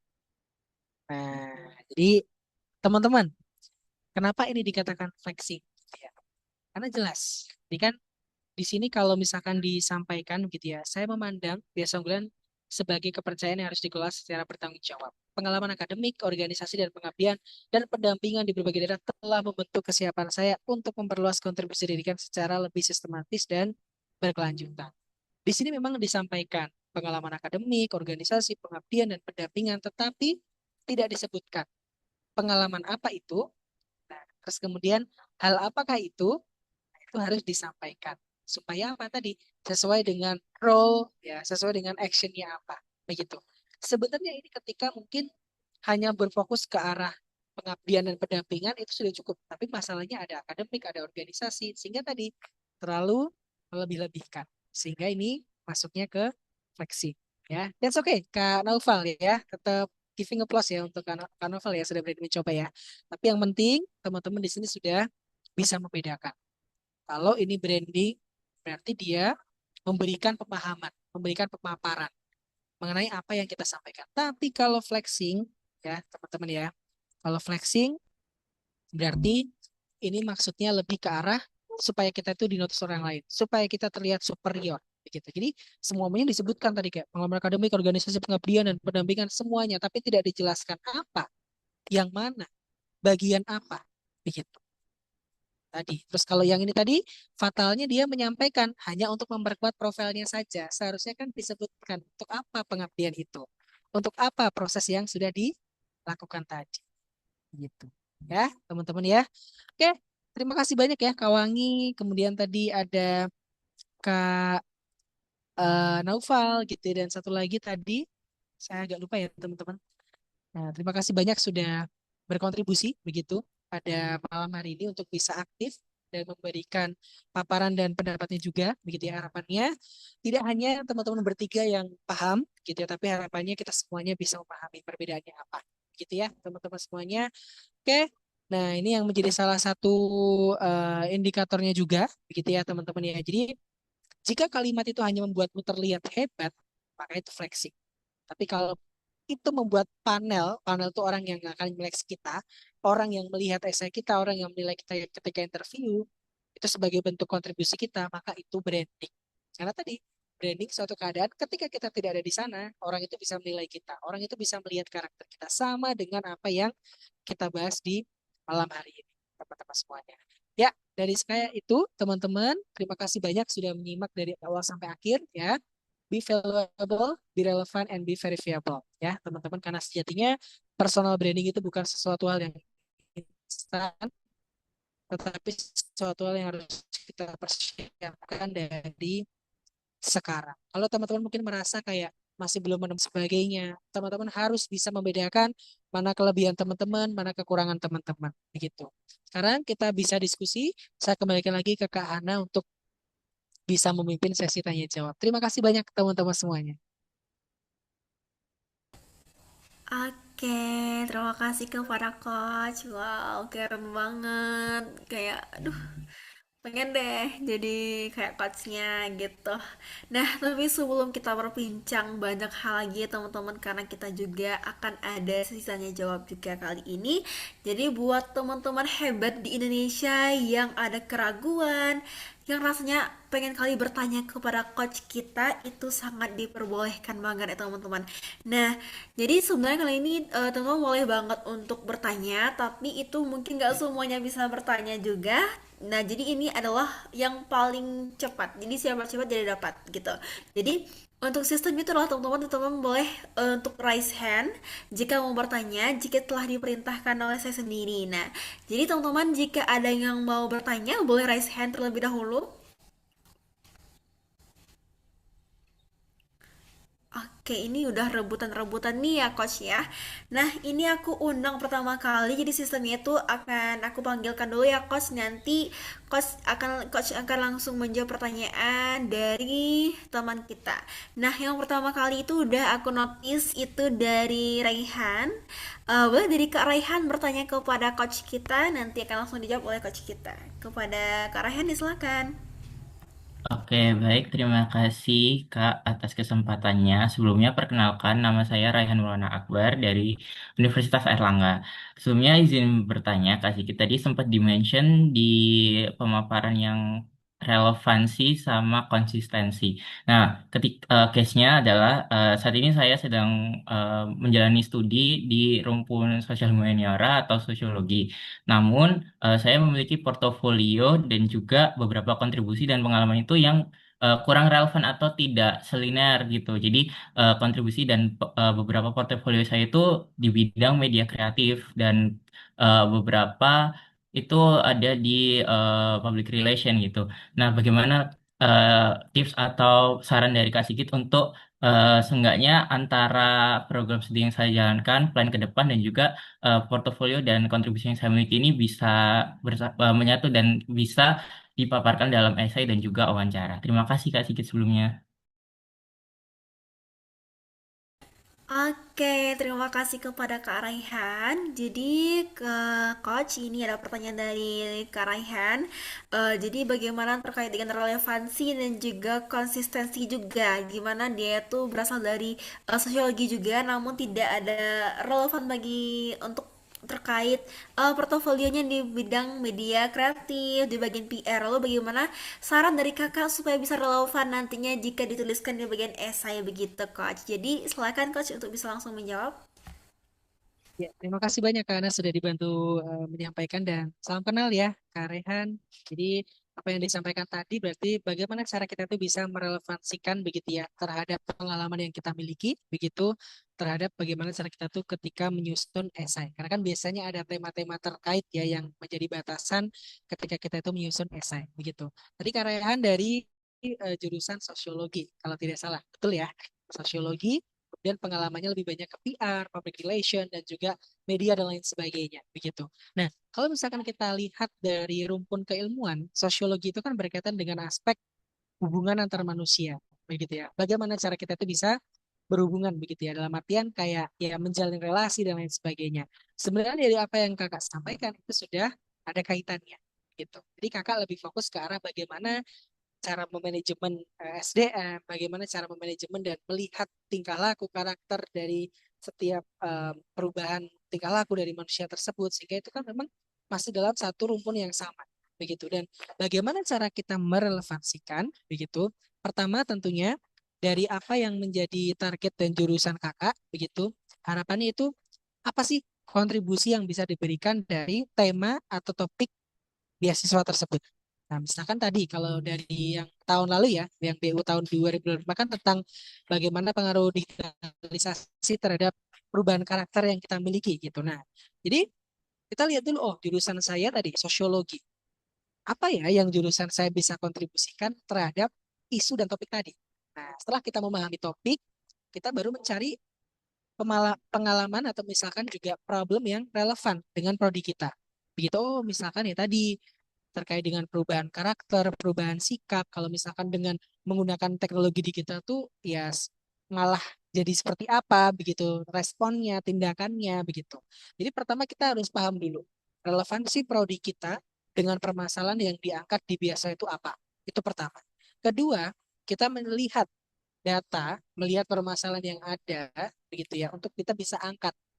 Nah, terus kemudian dari jurusan kakak gitu ya, atau dari jurusan teman-teman gitu ya, supaya nanti juga bisa menjawab yang lain, itu tuh bisa dicari tahu dulu akar masalahnya apa, jurusannya tuh fokusnya kemana, kemudian hal apa yang akan dilakukan. Nah, untuk melengkapi tadi, misalkan kayak pengalamannya lebih condong ke pengalaman lain ketika organisasi, ketika kompetisi, itu bisa disisipkan. Misalnya ketika lomba malah ke public speaking ini hanya contoh ya Kak Raihan ya. Tapi jurusan Kakak sosiologi, terus temanya tentang yang digital tadi gitu ya. Aspek perkembangan digital dan perubahannya seperti apa terhadap karakter. Nah, Di sini kita bisa melihat, oh dari lomba tersebut itu apa sih yang bisa menjadi poin pembelajaran. Jadi bukan lombanya yang ditonjolkan, tapi pengalamannya. Hal apa yang merubah hidup teman-teman? Perubahan apa yang bisa teman-teman dapatkan ketika tadi ikut organisasi, ikut lomba, ikut kompetisi, dan lain sebagainya. Jadi mengemasnya itu lebih ke arah experience, pengalaman yang didapatkan, sehingga itu bisa mendukung menjadi sebuah portofolio yang akan teman-teman dapatkan. Begitu. Itu hanya sebagian contoh kecil. Misalnya teman-teman, oh ikutnya BEM gitu, tapi misalnya jadinya sekretaris, padahal jurusannya tadi teknologi informasi, gimana caranya relevansinya. Nah, yang diceritakan adalah pengalaman ketika berproses di organisasi itu. Jadi bukan melihat roles-nya, bukan melihat contribution-nya, tapi tadi perubahan apa sih yang bisa didapatkan. Jadi lebih ke aspek karakter. Tapi kalau bentuknya itu teknikal dan benar-benar sesuai dengan jurusan prodi yang kita punya gitu ya, dengan jurusan yang kita miliki begitu. Nah, berarti harapannya tadi kita lihat dulu apa prodi atau misalkan relevansi prodi yang kita dapatkan atau misalkan yang kita lakukan saat ini dengan tema tersebut. Masalahnya apa yang bisa kita ambil, gap apa yang bisa kita angkat, dan baru dihubungkan dengan pengalaman-pengalaman yang relevan untuk mendukung sebagai bentuk portofolio. Kurang lebih seperti itu, Kak Rehan, kalau dari pandangan saya. Jadi ketika melihat pengalaman, kalau misalkan saya boleh izin cerita sedikit, sebenarnya saya adalah mahasiswa IT, tapi pengalaman saya kebanyakan tadi di bagian self-development, leadership, public speaking, English competition dan lain sebagainya, conference begitu. Padahal kan itu harusnya anak-anak international relation ya, hubungan internasional, anak-anak hukum begitu. Tapi ya saya anak IT.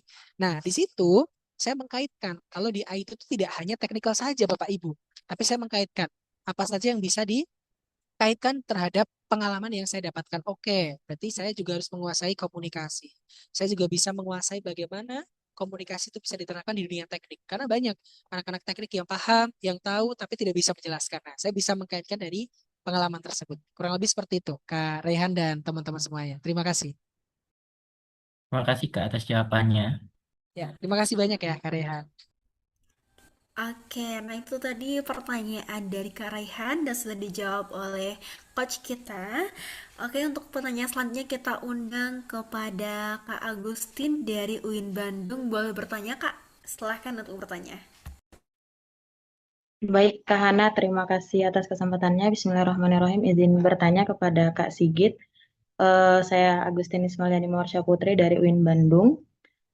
Yang ingin saya tanyakan, yang pertama, Kak, kita itu kan sebagai mahasiswa mungkin sudah sering ya buat CV, kemudian portofolio, dan lain sebagainya. Tapi eh, dari Kak Sigit sendiri, adakah saran template gitu, Kak, dari Kakak untuk kami mungkin yang entah masih belajar, masih pemula gitu. Karena kan template itu sebenarnya banyak ya, di Canva ada, kemudian di Google juga ada, tapi kita tidak tahu yang mana uh, lebih sesuai gitu.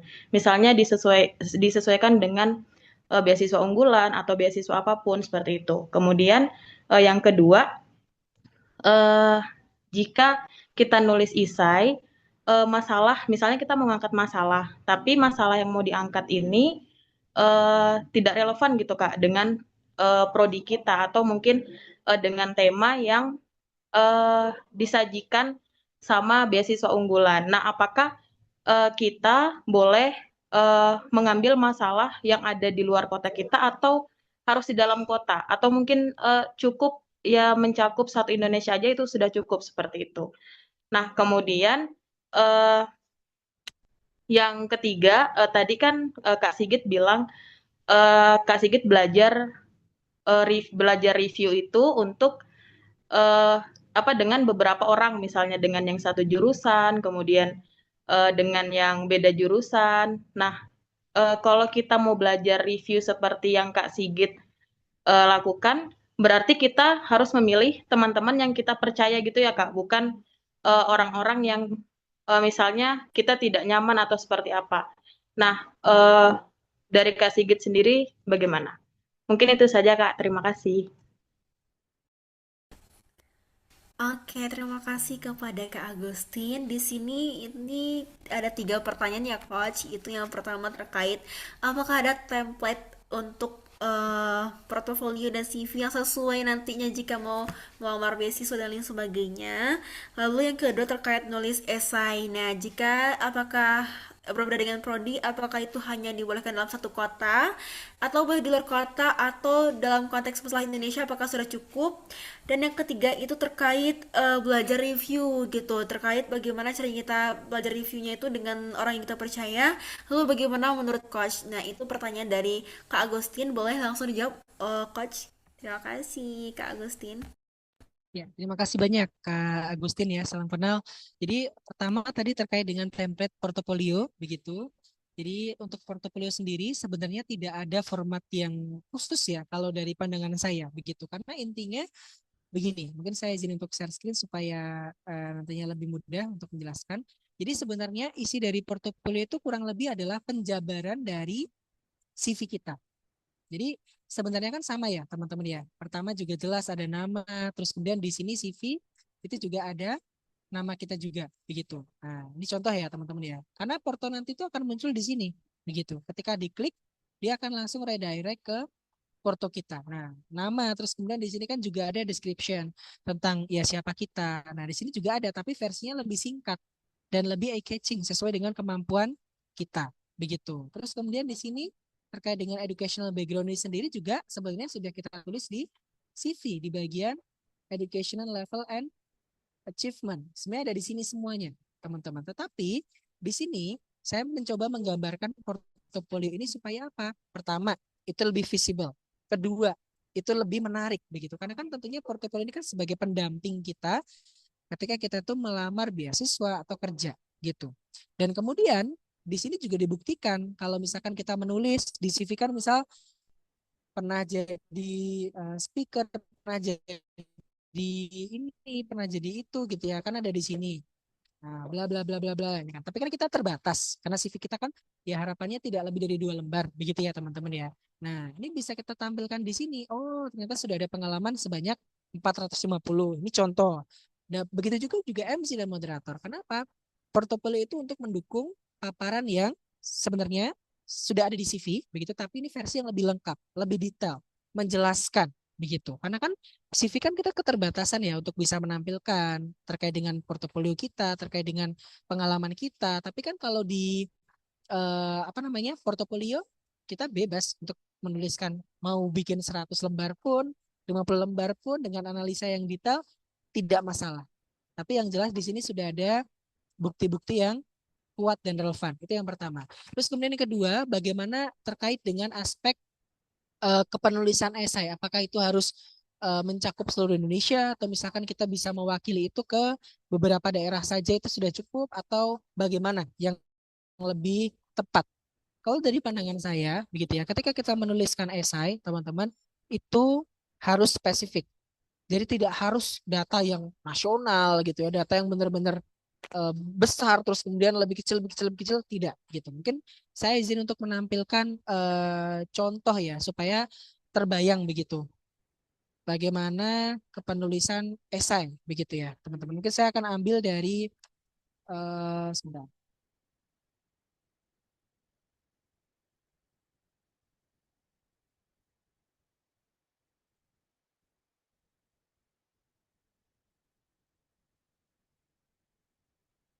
Jadi sebenarnya untuk data yang teman-teman gunakan ini yang akan menjadi bukti kayak gitu. Bagaimana cara teman-teman itu bisa mengemas informasi begitu ya. Bagaimana cara teman-teman itu bisa menuliskan sebuah data dan informasi itu yang runtut kayak gitu. Sebentar. Nah, ini dia. Saya mungkin izin menampilkan ya supaya ada bayangan dari teman-teman juga begitu. Oke. Terutama berkaitan dengan tadi permasalahan dan data.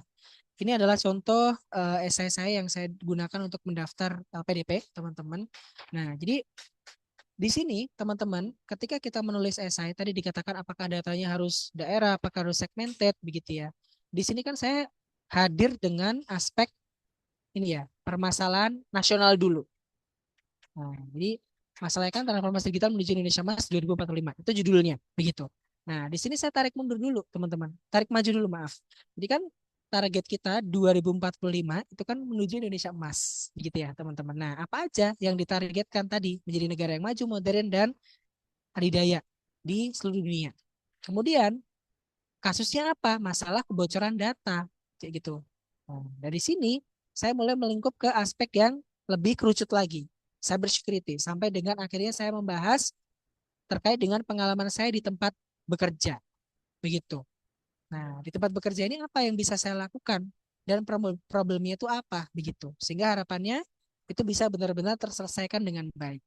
Jadi tujuan kita menulis esai itu, teman-teman, itu tidak harus problem yang besar, problem yang benar-benar gede, enggak.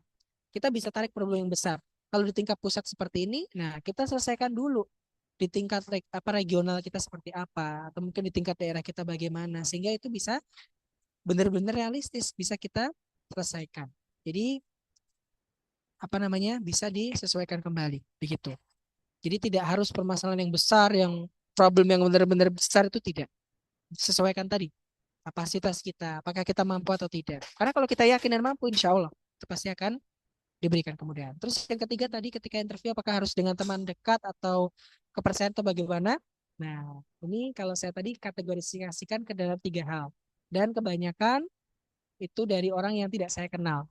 Karena biasanya kalau orang yang saya kenal itu kadang kan suka malu-malu ya kalau ngasih feedback kan takut gitu ya kalau takutnya nanti maaf menghujat atau mungkin malah takutnya bikin mental down. Tapi kalau dengan orang lain kan kita lebih yakin kayak ya sudah itu feedback untuk kita. Dan saya selalu menekankan tolong berikan saya feedback yang benar-benar jujur, berikan saya feedback yang benar-benar saya tuh pengen belajar untuk berubah.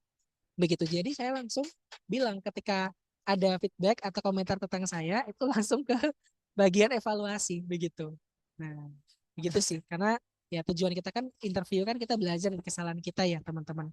Apa yang mungkin kurang tepat, apa yang mungkin perlu kita perbaiki. Kurang lebih seperti itu Kak Agustin. Terima kasih banyak ya sudah bertanya. Begitu semoga nanti diberikan kelancaran ke depan. Terima kasih. Oke, terima kasih kepada Coach. Bagaimana Kak Agustin? Apakah sudah bisa dipahami dari jawaban Coach kita? Sudah bisa, Kak. Terima kasih banyak, Kak Hana dan Kak Sigit. Oke, sama-sama. Nah, Coach kita akan lanjut juga kepada penanya kita selanjutnya. Di sini kita undang kepada Kak Unjani Andini. Silakan untuk berikan pertanyaan kepada Coach kita.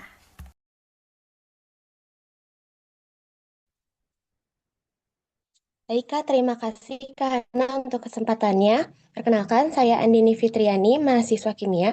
Izin bertanya Kak Sigit, dalam pembuatan esai beasiswa itu tentu sangat penting untuk kita menunjukkan personal branding. Yang ingin saya tanyakan adalah, dalam pembuatan esai, apakah storytelling itu juga sangat penting dalam menunjukkan personal branding yang kita miliki? Terima kasih. Oke, terima kasih Kak Unjani Adini. Nah, terkait penulisan esai nih Kak, bagaimana apakah storytelling itu sangat penting untuk branding kita di esai kita nanti Kak? Bagaimana Coach?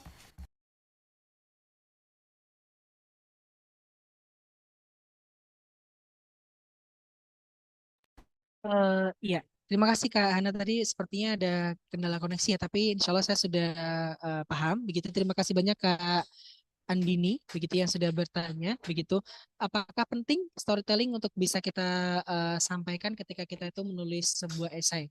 Tentunya sangat penting, begitu. Karena apa? Sepanjang kita seleksi, tentunya kita akan menceritakan mengenai pengalaman kita pribadi. Dan yang memahami terkait dengan role, terkait dengan apa yang kita lakukan, hasilnya bagaimana itu adalah diri kita sendiri. Nah, jadi format storytelling tadi ada beberapa format begitu. Biasanya kalau misalnya itu bentuknya itu adalah sebuah kita menjelaskan sesuatu, nah tadi biasanya saya menggunakan STAR. Situationnya apa?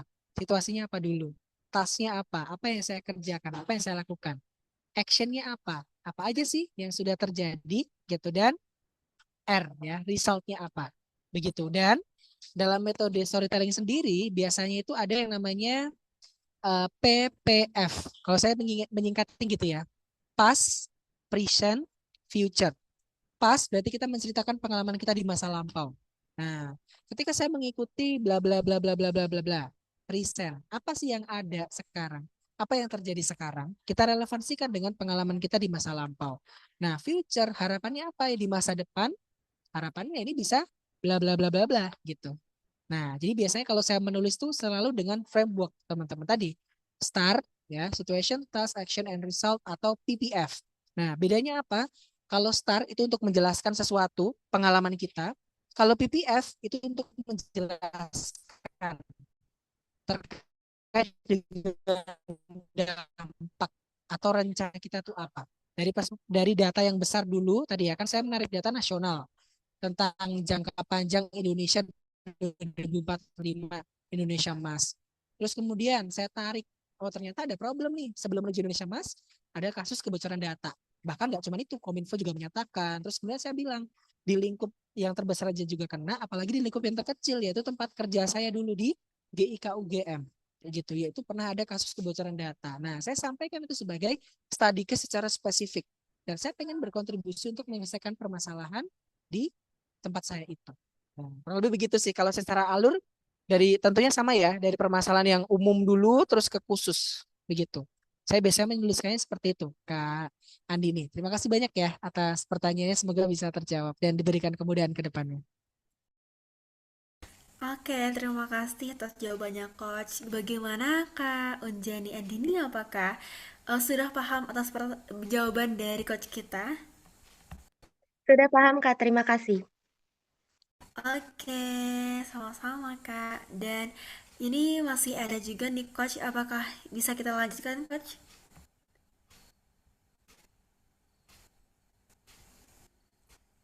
Ya, silakan, silakan. Oke, Kalau misalkan secara timing masih oke, saya dengan senang hati menjawab. Silakan. oke. Ini udah ada yang raise hand juga nih Coach dari Kak Raihanun. Nah, boleh nih Kak, dari Kak Raihanun silakan memberikan pertanyaan kepada Coach kita. Baik, terima kasih kesempatannya. Jadi, perkenalan dulu, nama saya Rayhanun, saya mahasiswa kedokteran Universitas Sumatera Utara. Di sini saya mau bertanya, Coach, di setiap essay itu kan ada temanya. Nah, contohnya kan kalau di beasiswa unggulan tahun 2025 itu kan dampak teknologi terhadap karakter pada era digital. Nah, sebenarnya kan kalau dari prodi saya itu, saya menemukan satu isu yang berkaitan tentang kedokteran sama teknologi dan karakter ini. Cuman ada isu lain yang jadi concern saya, yang sebenarnya itu bikin saya itu memantapkan diri untuk bercita-cita menjadi dokter gitu, dok. Gitu, Kak. Jadi kayak saya bingung, gimana caranya apakah si eh, isu itu boleh dua-dua kita masukkan karena isu yang saya sebutkan tadi itu adalah isu yang berbeda, Kak. Tapi eh, kalau misalnya begitu boleh, em, atau ada pilihan lain gitu, kayak kita tuh harus menyesuaikan kontribusi kita di masa depan dengan tema esai yang diberikan sama pihak beasiswanya gitu, Kak. Terima kasih. Oke, terima kasih Kak Raihanun. Nah, tadi ini terkait dengan eh setiap tahun itu ada tema dalam penulisan esai beasiswa unggulan nih Kak. Terus dari Kak Raihanunnya juga menyampaikan bahwa kalau misalkan bagaimana kalau misalkan ada isu lain terkait yang dimana itu tuh beda dengan konsennya lain sebagainya. Lalu bagaimana nih Kak untuk sarannya terhadap status atau case yang dihadapi oleh Kak Raihanunnya Coach. Silakan Coach. Oke, terima kasih banyak ya Kak Rehanun. Ini berarti berkaitan dengan kita bisa nggak ya membahas di luar tema begitu atau misalkan kayak biasanya kan ada batasan tertentu di tema tersebut gitu ya. Jawabannya adalah pertama tentunya ketika kita menyusun esai, ketika tadi sudah direlevansikan dengan tema, pertama harus cek dulu panjang katanya itu berapa. Biasanya kan ada jumlah kata maksimal begitu. Ketika jumlah katanya itu masih belum terpenuhi, kita bisa elaborasikan lagi dengan apa namanya topik yang lain yang sekiranya mendukung begitu. Nah, itu pertama yang harus dicek itu ya.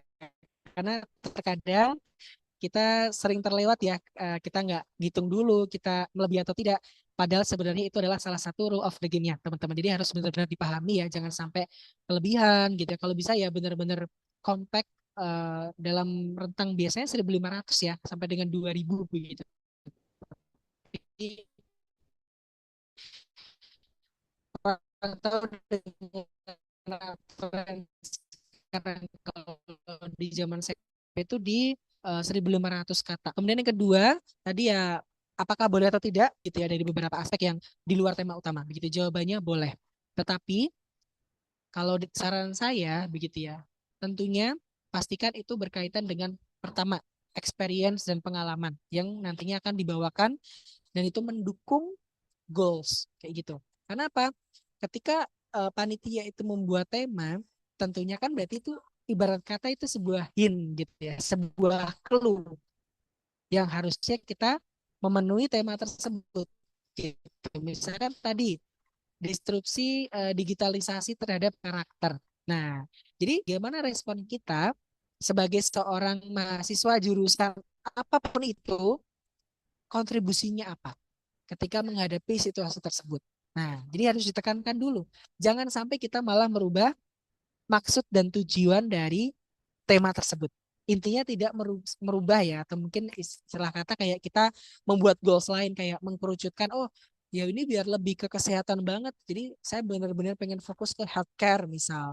Saya lebih pengen fokus menjadi seorang dokter aja gitu, tapi tidak mengkaitkan dengan tema. Itu menurut saya tidak tepat dan harus dihindari gitu. Jadi harus memastikan tujuan dari tema tersebut tercapai. Nah, yang boleh disampaikan atau misalkan boleh dilampirkan begitu ya di bagian kepenulisan esai atau misalkan ketika penyusunan tahapan administrasi begitu ya, itu pastinya itu di bagian experience atau pengalaman itu nggak apa-apa. Terus kemudian lebih dikaitkan lagi misalkan rencana kontribusi, tapi tentunya dari tujuan awal tema tersebut harus dipastikan sudah terjawab dahulu. Begitu itu sebagai additional lah, sebagai tambahan aja ibarat kata bonus ya kalau bagi saya begitu. Misalnya kontribusi saya utama tuh misalnya menjadi seorang cyber security. Tapi saya pengen nih mendirikan sebuah yayasan anak-anak untuk bisa belajar coding gitu. Nah, itu kan sebagai additional kan tambahan aja. Nah, kurang lebih analoginya seperti itu. Nanti teman-teman silahkan bisa elaborasi sesuai dengan bidang masing-masing. Begitu ya, Kak Raihanun ya. Terima kasih banyak ya sudah bertanya dan inisiatif menanyakan hal tersebut. Terima kasih. Oke, terima kasih Coach. Terima kasih juga kepada Kak Raihanun. Bagaimana Kak? Apakah bisa diterima jawaban dari Coach kita? Bisa, Kak. Terima kasih, Kak. Oke, sama-sama. Nah, Coach ini adalah peserta terakhir yang raise hand juga pada sesi kali ini. Mungkin kita undang langsung kepada Kak Wangi untuk bisa langsung bertanya kepada Coach kita.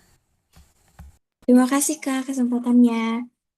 Baik Coach, izin bertanya. Saya ingin menanyakan tentang framework ketika misalnya kita mudah-mudahan sampai di tahap interview. Kemudian framework untuk perkenalan diri yang tidak sounds flexing dan lebih ke personal branding itu seperti apa sih gitu? Terima kasih. Oke, terima kasih juga kepada Kak Wangi. Ini terkait bagaimana kalau misalkan kita tuh sampai kepada tahap interview ya Kak. Nah, bagaimana sih caranya kita untuk bisa memperkenalkan diri kita kepada panelis nantinya supaya itu tidak terlihat flexing tapi itu tetap membangun personal branding kita. Nah, gimana nih Coach? Ya, terima kasih. Ini ketika perkenalan ya, ketika interview ya. Terima kasih Kak Wangi atas pertanyaannya. Jadi kalau dari saya, ketika perkenalan itu sebenarnya tidak bertele-tele. Karena kan perkenalan ini kan pertama itu tentang first impression. Bagaimana cara kita tuh bertemu dengan seorang interviewer kita, observer kita, ya teman-teman. Tentunya kalau dari saya itu lebih ke arah bagaimana cara kita itu bisa siap begitu ya, dan tentunya percaya diri. Nah, teman-teman kadang-kadang kita suka lalai begitu ya. Kalau dari saya selalu berprinsip ketika saya wawancara saya selalu melihat ke kamera. Nah, ini kan saya melihat menunjuk ke kamera ya. Nah, saya selalu melihat ke kamera supaya apa? Saya dipastikan jujur, saya tidak melihat contekan dan lain sebagainya. Kenapa?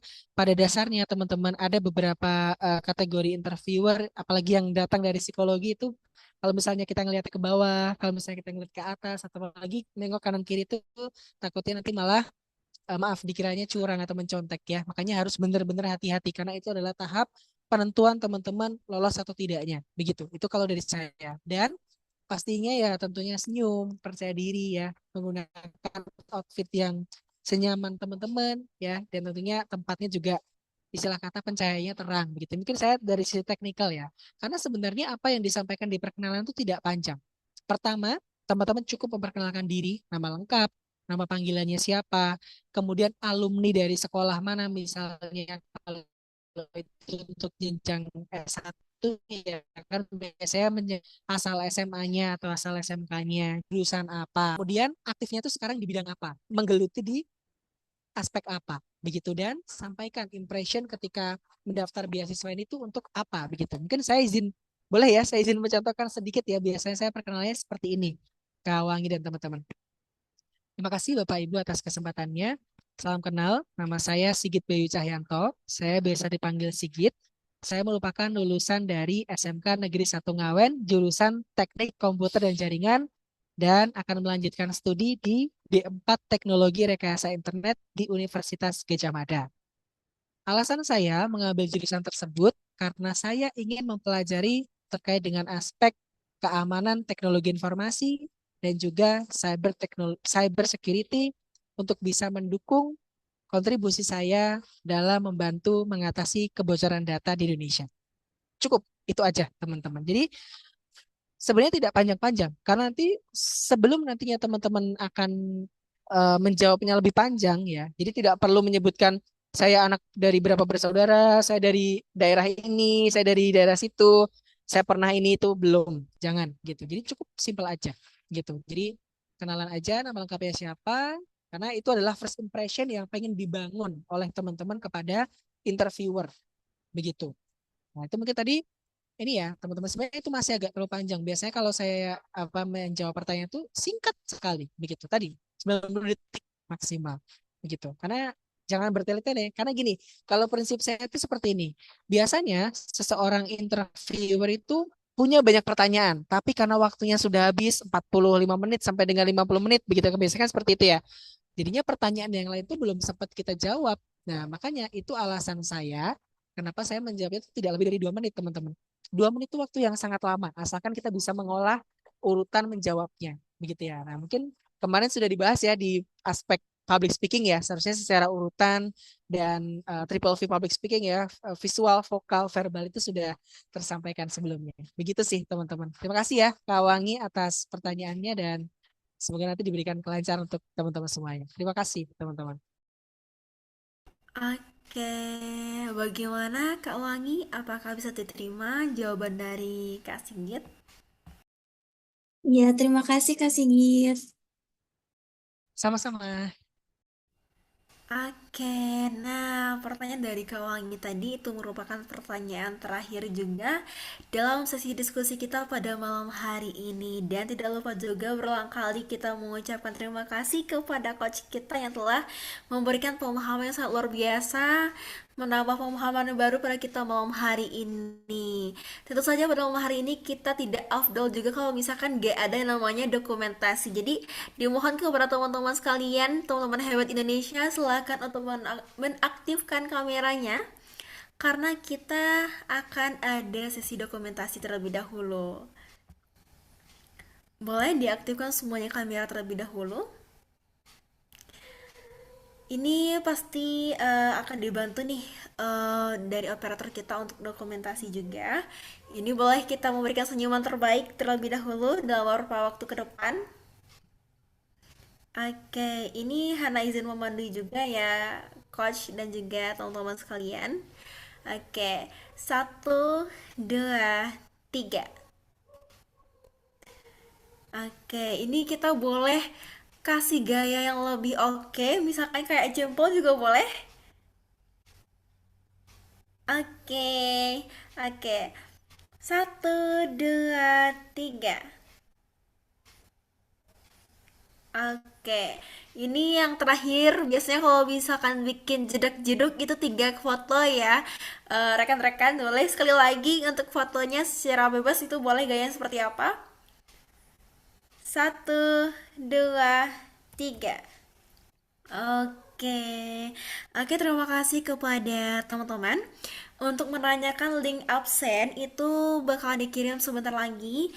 Jadi stay tune aja, jangan keluar lebih dahulu. Jadi di sini kita akan menutup acara kita juga terlebih dahulu dan tidak terasa kita telah sampai di penghujung kegiatan kita pada malam hari ini. Semoga ilmu yang disampaikan oleh coach kita itu bisa kita abadikan dalam kegiatan-kegiatan berikutnya, bisa kita mendaftar beasiswa dan lain sebagainya. Ini sangat beneran daging banget dari awal hingga akhir penjelasan dari coach kita ya teman-teman.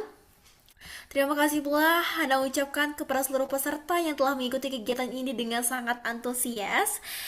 Dan kami kembali mengingatkan bahwasannya Fabu Special Workshop dipersembahkan oleh komunitas Forum Awardee Beasiswa Unggulan dan didukung oleh cemerlang.com sebagai bentuk komitmen menghadirkan program edukasi dan pelatihan keterampilan bagi pelajar, mahasiswa, serta masyarakat umum menuju Indonesia Emas 2045 yang unggul dan berdaya saing di era digital.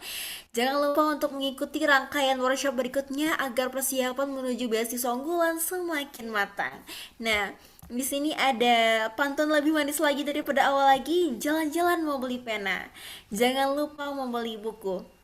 Terima kasih atas kebersamaannya. Semoga sukses selalu menyertai langkahmu. Akhir kata, saya selaku Master of Ceremony memohon maaf apabila ada kesalahan dan kekurangan dalam penyampaian. Selagi dalam memandu acara, sampai bertemu pada kegiatan FABU berikutnya. Wassalamualaikum warahmatullahi wabarakatuh. Selamat malam, selamat prestasi. Bye-bye. Banyak teman-teman semuanya and have a good day everyone.